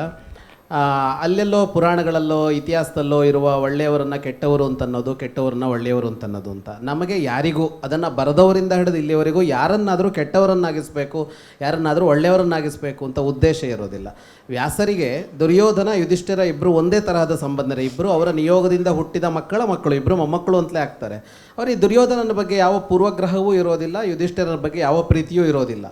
ವಾಸ್ತವ ಏನೋ ಅದನ್ನು ಬರೆದಿದ್ದಾರೆ ಅವರು. ಎರಡು ಕಾರಣ ಅಂತ ನಾನು ನನಗನ್ಸುತ್ತೆ. ಒಂದು, ಮಹಾಭಾರತವನ್ನು ಇತಿಹಾಸ ಅಂತ ಒಪ್ತೀವ ಅಂತ. ಈಗ ನಾವೆಲ್ಲ ಅದನ್ನು ಇತಿಹಾಸ ಅಂತ ಒಪ್ತೀವಿ. ನೀವು ಇತಿಹಾಸ ಅಂತ ಒಪ್ಪಿದರೆ ಅದನ್ನು ನೀವು ಬದಲಾಯಿಸೋದಕ್ಕೆ ಹೋಗಬೇಡಿ ಅಂತ. ಯಾಕೆ ಅಂದರೆ ಮಹಾಭಾರತವನ್ನು ಕಂಡ ಕಾಲದಲ್ಲಿದ್ದು ಬರೆದವರು ವ್ಯಾಸರು. ಅಲ್ಲಿ ಅದು ಹಾಗಾಗಿರಲಿಲ್ಲ, ಹೀಗಾಗಿತ್ತು ಅಂತ ಹೇಳೋದಕ್ಕೆ ನನಗೆ ಯಾವ ನೋಟವೂ ಇಲ್ಲ, ನಾನು ಕಂಡಿಲ್ಲ. ಹಾಗಾಗಿ ಇತಿಹಾಸ ಕಾಲದಲ್ಲಿ ಬದುಕಿದ್ದ ವ್ಯಾಸರು ಇತಿಹಾಸ ಬರೆದಿದ್ದಾರೆ. ಅದರಲ್ಲಿ ದುರ್ಯೋಧನ ತಪ್ಪು ಮಾಡಿದ್ದಾನೆ, ಧರ್ಮರಾಜ ತಪ್ಪು ಮಾಡಿಲ್ಲ, ಇಷ್ಟೇ. ಇಲ್ಲ ಇದನ್ನು ಒಂದು ಸ್ವತಂತ್ರ ಕೃತಿ ಅಂತ ಭಾವಿಸ್ತೀರಿ, ಅದು ಹಿಸ್ಟ್ರಿ ಅಲ್ಲ ಅಂತ ಹೇಳ್ತೀರಿ ಅಂದ್ರೂ, ವ್ಯಾಸ ಅನ್ನುವ ಕವಿಯ ಕೃತಿ ಅದು. ವ್ಯಾಸ ಎನ್ನುವ ಕವಿಯ ಕೃತಿಯಲ್ಲಿ ಇವನು ಖಳನಾಯಕ, ಇವನು ನಾಯಕ ಅಂತ. ಒಂದು ಸಿನಿಮಾದಲ್ಲೋ ಒಂದು ಕಾದಂಬರಿಯಲ್ಲೋ ಕವಿಯೋ ನಿರ್ದೇಶಕನೋ ಇವನನ್ನು ಖಳನಾಯಕ, ಇವನು ನಾಯಕ ಅಂತ ಹೇಳಿದ್ದನ್ನು ನಾನು ಎಲ್ಲಿ ಕೂತ್ಕೊಂಡಿಲ್ಲ, ಇಲ್ಲ ಅವನೇನು ತಪ್ಪು ಮಾಡಿಲ್ಲ, ಇವನು ನಾಯಕ ಅಂತೀನಿ, ಅವನು ಏನು ನಾನ್ ಸೆನ್ಸ್ ಇದು ಅಂತ ನನಗನ್ಸತ್ತೆ ಅಂತ. ಮೂರನೆಯದ್ದೇನು ಅಂತ ಅಂದರೆ, ಒರಿಜಿನಲ್ ಮಹಾಭಾರತವನ್ನು ನೋಡುವ ಅಭ್ಯಾಸ ಬಿಟ್ಟು ಬಹಳ ಕಾಲ ಆಯಿತು. ಒಂದು ಪುರಾಣ ಅಥವಾ ಈ ಇತಿಹಾಸಗಳು ಹುಟ್ಟುತ್ತಾ ಅದು ಗಾಥೆಗಳಾಗ್ತವೆ, ಅವು ಕಾವ್ಯಗಳಾಗ್ತವೆ, ಜನಪದದ ಕಥೆಗಳಾಗ್ತವೆ, ಹುಟ್ಟುಕೊಂಡು ಹೋಗ್ತವೆ. ಅದೆಲ್ಲವೂ ಚಂದವೇ, ಅದು ಹೇಗೆ ಬೇಕಿದ್ರೂ ರೂಪುಗೊಳ್ಳಿ. ಆದರೆ ನೀವು ಪಾತ್ರ ವಿಮರ್ಶೆ ಮಾಡ್ತೀರಿ ಅಥವಾ ವ್ಯಕ್ತಿ ವಿಮರ್ಶೆ ಮಾಡ್ತೀರಿ ಅಂದರೆ ಮೂಲ ಕೃತಿಯನ್ನು ಇಟ್ಕೊಂಡೇ ಮಾಡಬೇಕು. ಮೂಲ ಕೃತಿಯನ್ನೇ ನೋಡಿರೋದಿಲ್ಲ, ಇನ್ನೇನೋ ಕತೆ ಕೇಳೋದು. ಈಗ ಭಾಳ ಪ್ರಚಲಿತ, ಮೊನ್ನೆ ಎಲ್ಲ ಬರ್ತಾ ಇತ್ತು, ರಾಮನಿಗೆ ಯುದ್ಧಕ್ಕೆ ಮುಹೂರ್ತ ಇಟ್ಕೊಟ್ಟ ಅಂತ ಒಂದು ಕತೆ. ರಾಮನಿಗೆ ಮುಹೂರ್ತ ಇಟ್ಕೊಟ್ರೆ ರಾವಣನಿಗೆ ನಮಸ್ಕಾರ ಮಾಡಬೇಕು. ಹೀಗೊಂದು ಕತೆ ಹುಟ್ಟಿಸ್ಕೊಳ್ಳೋದು, ಅದರ ಆಧಾರದ ಮೇಲೆ ರಾವಣನ ಒಳ್ಳೆಯವನು ಅಂತ ಹೇಳೋದು, ಇಂಥದ್ದೊಂದು ಗೀಳು ಇವತ್ತಲ್ಲ, ಭಾಳ ಹಿಂದೆ ಹುಟ್ಕೊಂಡಿದೆ. ಇವತ್ತಿನ ಜನ್ರೇಷನ್ನು, ಇವತ್ತಿನ 200 ವರ್ಷ ಅಂತಲ್ಲ, 1000 ವರ್ಷಗಳ ಹಿಂದೆ ಇಂಥ ಕೃತಿಗಳನ್ನು ಹುಟ್ಟಿಸಿದ್ದಾರೆ. ಇದು ಖಂಡಿತವಾಗಿಯೂ ಸರಿಯಲ್ಲ. ಇದರ ಅರ್ಥ ಈ ರಾಮಾಯಣ ಮಹಾಭಾರತಗಳು ಯಾರನ್ನೂ ಬ್ಲ್ಯಾಕ್ ಆ್ಯಂಡ್ ವೈಟ್ ಅಂತ ಹೇಳೋದೇ ಇಲ್ಲ. ದುರ್ಯೋಧನನ ಒಳ್ಳೆಯ ಕೆಲಸಗಳನ್ನೂ ಹೇಳ್ತವೆ, ಧರ್ಮರಾಜ ತಪ್ಪು ಮಾಡಿದರೆ ಧರ್ಮರಾಜನ ತಪ್ಪನ್ನು ಹೇಳ್ತವೆ. ವಾಲ್ಮೀಕಿಗಳಿಗೆ ಮನಸ್ಸಿದ್ದಿದ್ರೆ ಸೀತಾ ಪರಿತ್ಯಾಗ ಮಾಡಿದ್ದನ್ನು ಹೇಳದೇ ಬಿಡ್ಬೋದಾಗಿತ್ತು, ಅಗ್ನಿ ಪರೀಕ್ಷೆ ಮಾಡಿದ್ದನ್ನು ಹೇಳದೇ ಬಿಡ್ಬೋದಾಗಿತ್ತು, ವಾಲಿವಧೆ ಮಾಡಿದ್ದನ್ನು ಹೇಳದೇ ಬಿಡ್ಬೋದಾಗಿತ್ತು, ಯುಧಿಷ್ಠಿರ ದ್ಯೂತ ಆಡಿ ಕಳ್ಕೊಂಡಿದ್ದನ್ನು ಹೇಳದೇ ಬಿಡ್ಬೋದಾಗಿತ್ತು. ಅವ್ರು ಏನೂ ಹೇಳಿಲ್ಲ, ಇದು ನಡೆದಿದೆ ಅಂತ ಹೇಳಿದ್ದಾರೆ. ಅಷ್ಟರ ಮೇಲೆ ನಾವು ಅದನ್ನು ನೋಡಿದರೆ ಚಂದವಾಗಿರುತ್ತೆ, ಅದರಿಂದ ನಮಗೇನೋ ಒಂದು ಸಿಗತ್ತೆ ಅಂತ. ಅವನು ಒಳ್ಳೆಯವನೋ ಕೆಟ್ಟವನೋ ಅವರಿಬ್ಬರು ಇಲ್ಲ, ಈಗ ಅದನ್ನು ನಮಗೆ ಕಟ್ಕೊಂಡು ಏನಾಗಬೇಕಾಗಿದೆ ಅಂತ ಅದ್ರಲ್ಲಿ ಸಿಗೋ ಸಂದೇಶ. ಹೀಗೆ ಮಾಡೋದ್ರಿಂದ ನಾವು ಆ ಸಂದೇಶ ಕಳ್ಕೊಳ್ತೀವಿ. ಸಾಧ್ಯವಾದಷ್ಟು ಒಬ್ಬರು ಲೇಖಕರಿಗೆ ಒಂದು ಪ್ರಶ್ನೆ ಆ ರೀತಿ ಕೇಳಿ. ಮುಂದಿನ ಪ್ರಶ್ನೆ ಜಗದೀಶ್ ಶರ್ಮಾ ಅವರಿಗೆ ಆದರೆ ಸ್ವಲ್ಪ ಹೊತ್ತಿನ ನಂತರ ನಿಮ್ಗೆ ಅವಕಾಶ, ಬೇರೆ ಲೇಖಕರಿಗಾದರೆ ಇವಾಗ ಹೇಳ್ಬೋದು. ನನ್ನ ಪ್ರಶ್ನೆ ರಂಗಸ್ವಾಮಿ ಸರ್ಗೆ. ನೀವು ಹೇಳ್ತಿದ್ದೀರಾ ಎಲ್ಲರೂ ಹೂಡಿಕೆ ಮಾಡಿ, ಎಲ್ಲರೂ ಹೂಡಿಕೆ ಅಂತ ಮುಂದೆ ಹೋಗಿ. ಈಗ ಭಾರತದಲ್ಲಿರೋ ಡಿಮ್ಯಾಟ್ಗಳ ಸಂಖ್ಯೆ ಅದು 1 ಕೋಟಿ ಹತ್ತತ್ರದಲ್ಲಿದೆ ಅಷ್ಟೆ. ಎಲ್ಲರೂ ಹೂಡಿಕೆನೇ ಮಾಡಿದ್ರೆ ಹಣದ ಹರಿವು ಯಾವ ದಿಕ್ಕಿಗೆ ಹೋಗುತ್ತೆ? ನನಗೆ ಎಕ್ಸಾಂಪಲ್ ಯಾಕೆಂದರೆ ಒಂದು ಬ್ಯಾಂಕರ್ ಮಾರ್ಗ ಅನ್ನೋ ಒಂದು ಚಿಕ್ಕದೊಂದು ಹಳೆಯದು ಬ್ಲ್ಯಾಕ್ ಆ್ಯಂಡ್ ವೈಟ್ ಪಿಕ್ಚರ್ ನೋಡಿ ಜ್ಞಾಪಕ ಬಂತು. ಅದು ಒಂದು ಸಿನಾರಿಯೋ ಆಗ್ಬೋದೇನೋ, ಅಥವಾ ಯಾವ ಮಾರ್ಗ ಬೆಸ್ಟ್ ಅಂತ. ಇದಕ್ಕೆ ರವಿ ಸರ್ ಇಬ್ಬರು ಉತ್ತರ ಹೇಳಿದ್ರೆ ನಂಗೆ ಭಾಳ ಖುಷಿ ಆಗುತ್ತೆ. ನನಗೆ ನಿಮ್ಮ ಪ್ರಶ್ನೆ ಏನಿಲ್ಲ. ಹೂಡಿಕೆ ಯಾಕೆ ಬೇಕು ಅಂತಂದರೆ ಹೂಡಿಕೆ ಬೇಕು. ಈಗ ನೀವು ಅಭಿವೃದ್ಧಿ ಅಂತಂದರೆ ಈಗ ನಾವು ಮಾಡಿದ ಹಣನ ನಾವು ಮನೇಲಿ ಇಟ್ಕೊಂಡು ಕೂತ್ಕೊಂಡ್ರೆ ಇವತ್ತು ಹಣದುಬ್ಬರ ಇದೆ. ಹಣದುಬ್ಬರ ಎಷ್ಟು ಅಂತಂದರೆ ಇವತ್ತು 40 ರೂಪಾಯಿ kg ಅಕ್ಕಿ ಇದೆ.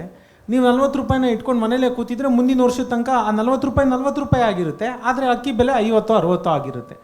ಸೊ ನಿಮ್ಮ ಹತ್ರ ಆಪ್ಷನ್ ಏನಿದೆ?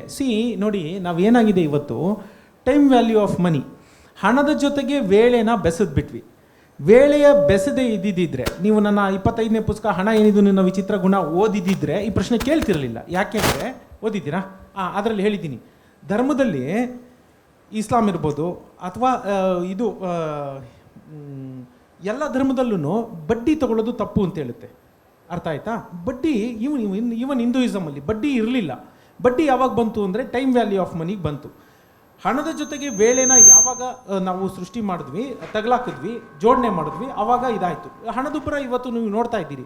ಹೂಡಿಕೆ ಮಾಡದೆ ಬೇರೆ ಯಾವ್ದಾರ ಆಪ್ಷನ್ ಇದ್ದರೆ ನೀವು ನನಗೂ ಹೇಳಿ, ನಾನು ಐ ಆಮ್ ವೆರಿ ಹ್ಯಾಪಿ. ನಾನು ಹೇಳಿದ್ನಲ್ಲ, ಇಂಕನ್ ನಾಗರಿಕತೆಗೆ ಮರಳಿ ಹೋಗೋಕ್ಕೆ ನನಗೂ ಉತ್ಸುಕತೆ ಇದೆ, ನನಗೆ ಖುಷಿ ಇದೆ. ಹಣನೇ ಬೇಡ, ಮಿತನೇ ಮಾಡೋಣ ನಾವು ಕೂಡ, ಅದಕ್ಕೆ ನಾವು ಸಿದ್ಧರಾಗಿದ್ದೀವ. ಹೂಡಿಕೆ ಇಲ್ಲದೆ ಆಪ್ಷನ್ನೇ ಇಲ್ವಲ್ಲ. ಬೇರೆ ಯಾವ್ದಾರ ಮಾರ್ಗ ಇದ್ದರೆ ಹೇಳಿ. Hope I answered you.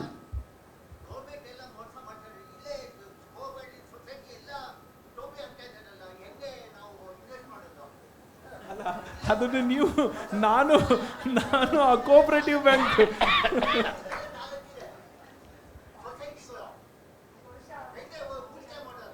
Savings ಬೇರೆ ಇನ್ವೆಸ್ಟ್ಮೆಂಟ್ ಬೇರೆ ಅಂತ ಅಲ್ಲ, ಅದು ನೀವು ಹೇಳ್ತಿರೋದು ಸೇವಿಂಗ್ ಬೇರೆ ಇನ್ವೆಸ್ಟ್ಮೆಂಟ್ ಬೇರೆ. ಎರಡು ಅದನ್ನೇ ಆಯಿತು ಅಂತ ಇಟ್ಕೊಂಡ್ರು ಅಲ್ಲಿ ಕೂಡ ಗ್ರೀಡ್ ಬರುತ್ತೆ. ನಾವು ಯಾಕೆ ಹೋಗಿ ಕೋಆಪರೇಟಿವ್ ಬ್ಯಾಂಕಲ್ಲಿ ಹಾಕಿದ್ವಿ, ಅಲ್ಲಿ 1% ಬಡ್ಡಿ ಹೆಚ್ಚಿಗೆ ಕೊಡ್ತಾರೆ ಅಂತ, ಹೌದಾ? ಮತ್ತೆ ಈಗ ನಮ್ಮಲ್ಲೇ ಗ್ರೀಡ್ ಇಟ್ಕೊಂಡು ಯಾಕೆ ಚಿಟ್ ಫಂಡಲ್ಲಿ ಹಾಕಿ, ಚಿಟ್ ಫಂಡಲ್ಲಿ ನೀವು ಕೋಆಪರೇಟಿವ್ ಸೊಸೈಟಿಗಿಂತ ಜಾಸ್ತಿ ಸಿಗುತ್ತೆ ಬಡ್ಡಿ. ನೀವು ಯಾವಾಗಲೂ ಅಷ್ಟೇ ರಿಸ್ಕ್ ಆ್ಯಂಡ್ ರಿಟರ್ನು. ನೀವು ಅದನ್ನು ಎಲ್ಲೋ ಒಂದು ಕಡೆ ತೊಗೊಂಡ್ರಿ ರಿಸ್ಕು, ಆಮೇಲೆ ಸರ್ ಕೋಪ ಮಾಡ್ಕೋಬೇಡಿ, ವಯಸ್ಸಾಗಿರೋರ ಥರ ಕಾಣ್ತೀರಿ. ಈಗ ನಿಮಗೆ ಗೊತ್ತಿಲ್ಲದೆ ಹೋಗಿ ಹಾಕಿದ್ರಾ? ಅದಕ್ಕೆ ಹೇಳಿದ್ದು. ಅಲ್ಲಿ ಆ ಕ್ಷಣದಲ್ಲಿ ಎಲ್ಲೋ ಒಂದು ವಿವೇಕ ಕಳ್ಕೊಂಡೇ ಹಾಕಿರ್ತೀರಲ್ಲ ನೀವು ದುಡ್ಡು. ಯಾರೇನೋ ನಿಮ್ಮನ್ನು ಫೋರ್ಸ್ ಮಾಡಿಲ್ವಲ್ಲ, ಇಲ್ಲಿ ಬಂದು ಹೂಡಿಕೆ ಮಾಡುವಂತ ಅಥವಾ ಸೇವ್ ಮಾಡುವಂತ ಯಾರೇನು ಹೇಳಿಲ್ಲ. ರಾಯರ ಇನ್ಮುಂದೆ ಇವಾಗ ಈ ಕಾರ್ಯಕ್ರಮ ಕೇಳಿದಿರಿ ಅಲ್ವಾ, ಅಂದರೆ ಅವರು ಸೇವಿಂಗ್ಸ್ ಮತ್ತು ಇನ್ವೆಸ್ಟ್ಮೆಂಟ್ ಬಗ್ಗೆ ಒಂದು ಅದರಲ್ಲಿರುವಂಥ ವ್ಯತ್ಯಾಸದ ಬಗ್ಗೆ ತುಂಬ ಚೆನ್ನಾಗಿ ಆ ವ್ಯತ್ಯಾಸವನ್ನು ಗುರುತಿಸಿದ್ದಾರೆ.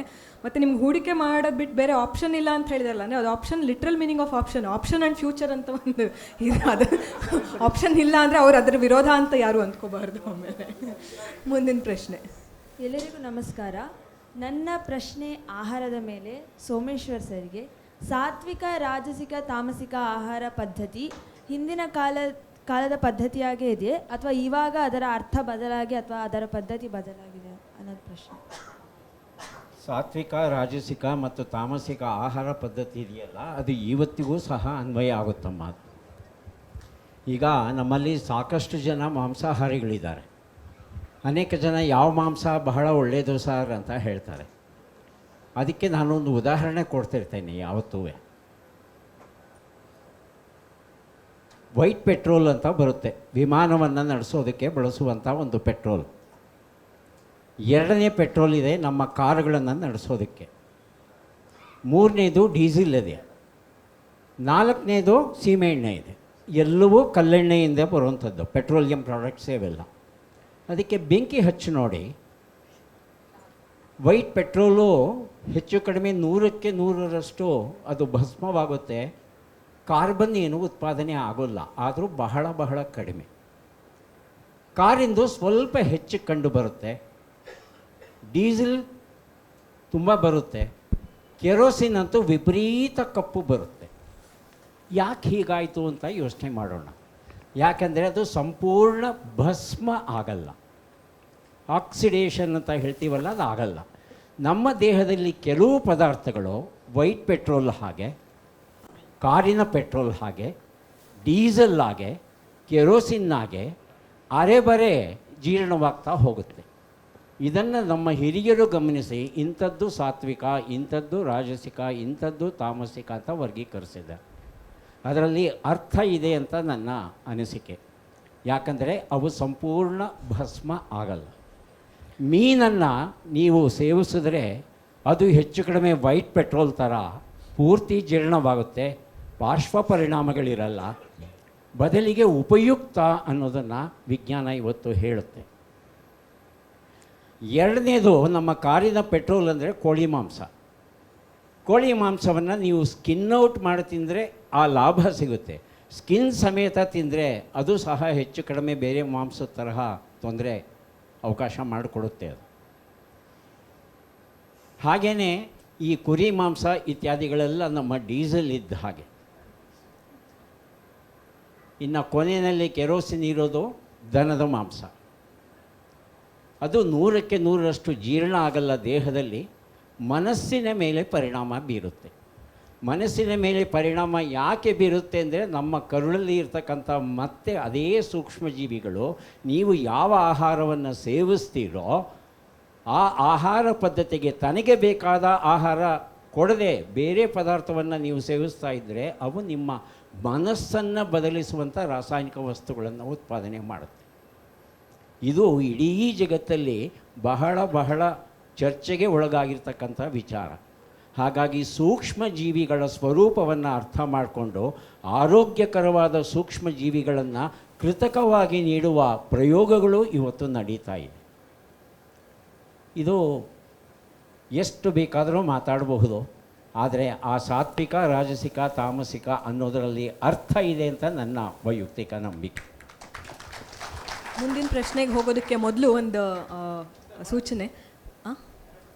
ಒಂದೇ ಒಂದು ನಿಮಿಷ. ಹೋಂಡಾ ಅಮೇಜ್, ಸಿಲ್ವರ್ ಕಲರ್ ಹೋಂಡಾ ಅಮೇಜ್ ಇಲ್ಲಿ ಪಾರ್ಕಿಂಗ್ ಲಾಟ್ನಲ್ಲಿ ಅಡ್ಡ ನಿಂತಿದೆ. ಬೇರೆ ಯಾವ ಕಾರುಗಳು ತೆಗಿಯೋಕ್ಕಾಗ್ತಿಲ್ಲ. ಅದ್ರ ಮಾಲೀಕರು ದಯವಿಟ್ಟು ಬೇಗ ಹೋಗಿ ಅದನ್ನು ತೆರವುಗೊಳಿಸಬೇಕು ಅಂತ ಕೋರಿಕೆ. Silver colour Honda Amaze please. One last question. ಹಾಂ ಸರ್, ಮೈಕ್ ಹತ್ತಿರ ಇಟ್ಕೊಳ್ಳಿ ಸರ್, ಮೈಕ್ ಹತ್ತಿರ. ಮಿಸ್ಟರ್ ಸತೀಶ್ ವೆಂಕಟ ಸುಬ್ಬು ಅವರಿಗೆ ನಾನು ಪ್ರಶ್ನೆ ಥರ ಕೇಳ್ತಾ ಇಲ್ಲ, ಒಂದು ಕ್ಲಾರಿಫಿಕೇಷನ್ ಥರ ಒಂದು ಅಥವಾ ಒಂದು ನಿಮ್ಮ ಒಂದು ಸಲಹೆ ಕೇಳೋಕ್ಕೋಸ್ಕರ ಕೇಳ್ತಾ ಇದ್ದೀನಿ. ನನಗಿವಾಗ 86 ವಯಸ್ಸು. ನಾನು ಒಂದು ಸ್ವಲ್ಪ ದಿವಸದ ಕೆಳಗೆ ನನಗೆ ಒಂದು ಟೆಲಿಫೋನ್ ಬಂತು. ಟೆಲಿಫೋನ್ನಲ್ಲಿ ಒಂದು ಮೆಸೇಜು ಕೆಳಗಡೆ ಸಣ್ಣದಾಗಿ ಬಂತು. ಅದರೊಳಗೆ customs out bound CID crime department ಅಂತ ಬಂತು. ಬಟ್ ಈ ಥರದ್ದು ವಿಚಾರಗಳು ಸುಮಾರಷ್ಟು ನಾನು ಪೇಪರಲ್ಲಿ ಓದಿದ್ದರಿಂದ ಆ ಕಾಲ್ ನಾನು ರಿಸೀವೂ ಮಾಡಲಿಲ್ಲ, ಅದನ್ನು ಬ್ಲಾಕು ಮಾಡಿಬಿಟ್ಟೆ, ಹಾಗೆ ಬಿಟ್ಟೆ. ಅದೇ ಥರ ಮಾರನೇ ದಿವಸನೂ ಬಂತು. ಹೀಗೆ ದಿನ ಬರೋಕ್ಕೆ ಶುರು ಆಯಿತು. ಬೇರೆ ಬೇರೆ ಬೇರೆ ಬೇರೆ ನಂಬರ್ಗಳು, ಅಂದರೆ ಅದೇ ನಂಬರ್ ಅಲ್ಲ. ಸರಿ, ಈ ಥರ ಬರ್ತಾ ಇರೋದ್ರಿಂದ ನಾನೇನು ರಿಯಾಕ್ಟ್ ಮಾಡಿಲ್ಲದೆ ಇದ್ದರೂ ಕೂಡ ಬಟ್ ಬೇರೆಯವರಿಗೆ ಈ ಥರದ ತೊಂದರೆ ಆಗ್ತಾ ಇರ್ಬೋದು, ಅಥವಾ ಅವ್ರುಗಳಿಗೆ ಗೊತ್ತಿಲ್ಲದೆ ಅದನ್ನು ರಿಯಾಕ್ಟ್ ಆಗಿ ನಿಮ್ಮ ಪಾರ್ಸಲಲ್ಲಿ ಅದಿತ್ತು ಇದಿತ್ತು ಅಂತೆಲ್ಲ ಬರುತ್ತಲ್ಲ ಅಂದ್ಬಿಟ್ಟು ಕ್ರೈಮ್ ಪೊಲೀಸ್ ಸ್ಟೇಷನ್ಗೆ ಹೋಗಿ ಈ ಮಾಹಿತಿ ಎಲ್ಲ ಕೊಟ್ಟು ದಯವಿಟ್ಟು ಏನಾದರೂ ಮಾಡಿದರೆ ಅಲ್ಲಿ reaction was slightly different from what I expected. ಅವರು ಪ್ರೋಆ್ಯಕ್ಟಿವ್ ಅಲ್ಲ ಅನ್ನಿಸ್ತು, ಒಂಥರ ರಿಯಾಕ್ಟಿವ್ ಅನ್ನಿಸ್ತು. ಏಕೆಂದರೆ ಅಯ್ಯೋ ನಿಮ್ಗೇನು ಆಗಿಲ್ವಲ್ರಿ, ಯಾಕೆ ಒದ್ದಾಡ್ತೀರಾ ಹೋಗಿ ಅಂದ್ಬಿಟ್ರು. ನನಗೆ ನನ್ನ ಮನಸ್ಸಿನಲ್ಲಿ ಏನಿದ್ದು ನನಗೇನು ಆಗಿಲ್ಲ, ಬಟ್ ಬೇರೆಯವ್ರಿಗೆ ಈ ಥರ ಆಗೋದು ಬೇಡ. ಈ ನಂಬರ್ಗಳು ತೊಗೊಂಡು ಅದನ್ನು ಏನಾದರೂ ಅದು ಎಲ್ಲಿಂದ ಬಂದಿದೆ ಅಂತ ಟ್ರೇಸ್ ಮಾಡಿ ಅವ್ರನ್ನೇನಾದರೂ ಹಿಡಿಯೋಕ್ಕಾಗತ್ತಾ ಅಥವಾ ಅವರಿಂದ ಏನಾದರೂ ನಿಲ್ಸೋಕ್ಕಾಗತ್ತಾ ಅನ್ನೋದು ಪ್ರಯತ್ನ ಮಾಡ್ತಾರೇನೋ ಅಂತ ನನ್ನ ಒಂದು ಆಸೆ ಇತ್ತು. ಆಸೆ ನೆರವೇರಲಿಲ್ಲ. ಇವಾಗ ಆ ಥರ ಒಂದು ಸುಮಾರು 15-20 ದಿವಸ ಅದೇ ಥರ ಬೇರೆ ಬೇರೆ ನಂಬರ್ಗಳಲ್ಲೇ ಬರ್ತಾಯಿತ್ತು. ನಾನು ಯಾವುದೂ ತೊಗೊಂಡಿಲ್ಲ, ಎಲ್ಲನೂ ಬ್ಲಾಕ್ ಮಾಡಿದೆ, ಸ್ಪ್ಯಾಮ್ ಅಂತಲೂ ರಿಪೋರ್ಟು ಮಾಡಿದ್ದೀನಿ. ಬಟ್ ಇದನ್ನು ಪ್ರೋಆ್ಯಕ್ಟಿವ್ ಆಗಿ ಮಾಡೋದಕ್ಕೆ ಏನಾದರೂ ಒಂದು ಸಲಹೆ ಅಥವಾ ಏನಾದರೂ ಒಂದು ಮಾಡೋಕ್ಕಾಗತ್ತಾ ಅಂತ. ಯಾಕೆಂದರೆ ಬೇರೆಯವ್ರಿಗೆ ಇದೇ ಥರ ಆದರೆ ಅವರುಗಳು ಸಿಗಾಕೊಂತಾರಲ್ಲ ಅನ್ಯಾಯವಾಗಿ ಅನ್ನೋದು ಒಂದು ನನ್ನ ಅಭಿಪ್ರಾಯ. ತಾವು ಇದು ತುಂಬ ತುಂಬ ಒಳ್ಳೆಯ ಪ್ರಶ್ನೆ. ಇದರಲ್ಲಿ 2 ಆಯಾಮ ಇದೆ. ಒಂದು, ಈ ಸೈಬರ್ ಕ್ರಿಮಿನಲ್ಸ್ ಇದರಲ್ಲ, ಅವರು ದಿನ ಒಂದು 100 ಕಲ್ಲು ಹೊಡಿತಾರೆ ಮಾವಿನಕಾಯಿಗೆ. ಯಾವುದೋ ಒಂದು ಕಲ್ಲಿಂದ ಮಾವಿನಕಾಯಿ ಬೀಳುತ್ತೆ ಅಂತ ಅವ್ರ ಆಸೆ. ಆ ಮಾವಿನಕಾಯಿ ಬಿದ್ದರೆ ಅವತ್ತಿಂದೋ ಆ ವಾರದ್ದೋ ಆ ತಿಂಗಳದೋ ದುಡ್ಡು ಬಂದ್ಬಿಡುತ್ತೆ ಅವ್ರಿಗೆ. ಸೊ ಅದರಿಂದ ಅವರು ಆ ಥರ ರಿಪೀಟೆಡ್ಡಾಗಿ ಬೇರೆ ಬೇರೆ ನಂಬರಿಂದ ಕಳಿಸ್ತಾ ಇರ್ತಾರೆ. ಒಂದು. ಎರಡನೇದು, ನೀವು ಸೈಬರ್ ಕಂಪ್ಲೇಂಟ್ ಕೊಟ್ರಿ, ಅದಕ್ಕೆ ನಿಮಗೆ ಆಶ್ಚರ್ಯ ಆಗ್ಬೋದು. ಈ ಕಂಪ್ಲೇಂಟಿಂದ ನೀವು ಈ ಥರದವ್ರು ಸುಮಾರು ಜನ 1930ಗೋ ಅಥವಾ cybercrime.gov.inಗೋ ಅಥವಾ ನಿಮ್ಮ ಹತ್ತಿರದ ಪೊಲೀಸ್ ಸ್ಟೇಷನ್ಗೋ ಸೈಬರ್ ಪೊಲೀಸ್ ಸ್ಟೇಷನ್ಗೋ ಹೋಗಿ ಕಂಪ್ಲೇಂಟ್ ಕೊಡ್ತೀರಾ. ಆ ಕಂಪ್ಲೇಂಟ್ಗಳಲ್ಲಿ FIR ಆಗೋದು ಕೇವಲ 2%. ಯಾಕೆ ಅಂತಂದರೆ FIR ಆಯಿತು ಅಂತಂತಂದರೆ ಅವ್ರು ಏನಾದರೂ ಮಾಡಬೇಕು, ಅದು ಹಾಗೆ ಕ್ಲೋಸ್ ಮಾಡೋಕ್ಕಾಗಲ್ಲ, ಕೋರ್ಟಿಂದ ಕ್ಲೋಸ್ ಆಗಬೇಕು. ಇದರಲ್ಲೂ ಅವ್ರಿಗೆ ಇದಕ್ಕೆ ಒಂದು ರೀಸನ್ ಇದೆ. ಒಂದು, ಅವ್ರಿಗೆ number of personnel who are there, ಅವ್ರಿಗೆ ಅಷ್ಟು ಕೊರತೆ ಇದೆ, ಅವರು ಹ್ಯಾಂಡಲ್ ಮಾಡೋಕ್ಕಾಗಲ್ಲ, ಅದಕ್ಕೆ ಅವರು FIR ಮಾಡ್ಕೊಳ್ಳಲ್ಲ. ಈ ಕಂಪ್ಲೇಂಟ್ಗೆ ನಾರ್ಮಲ್ ಆಗಿ I have not seen much action being taken by the police. May be because ಅದು FIR ಆಗೋವರೆಗೂ ಆದರೆ ಆಗುತ್ತೆ.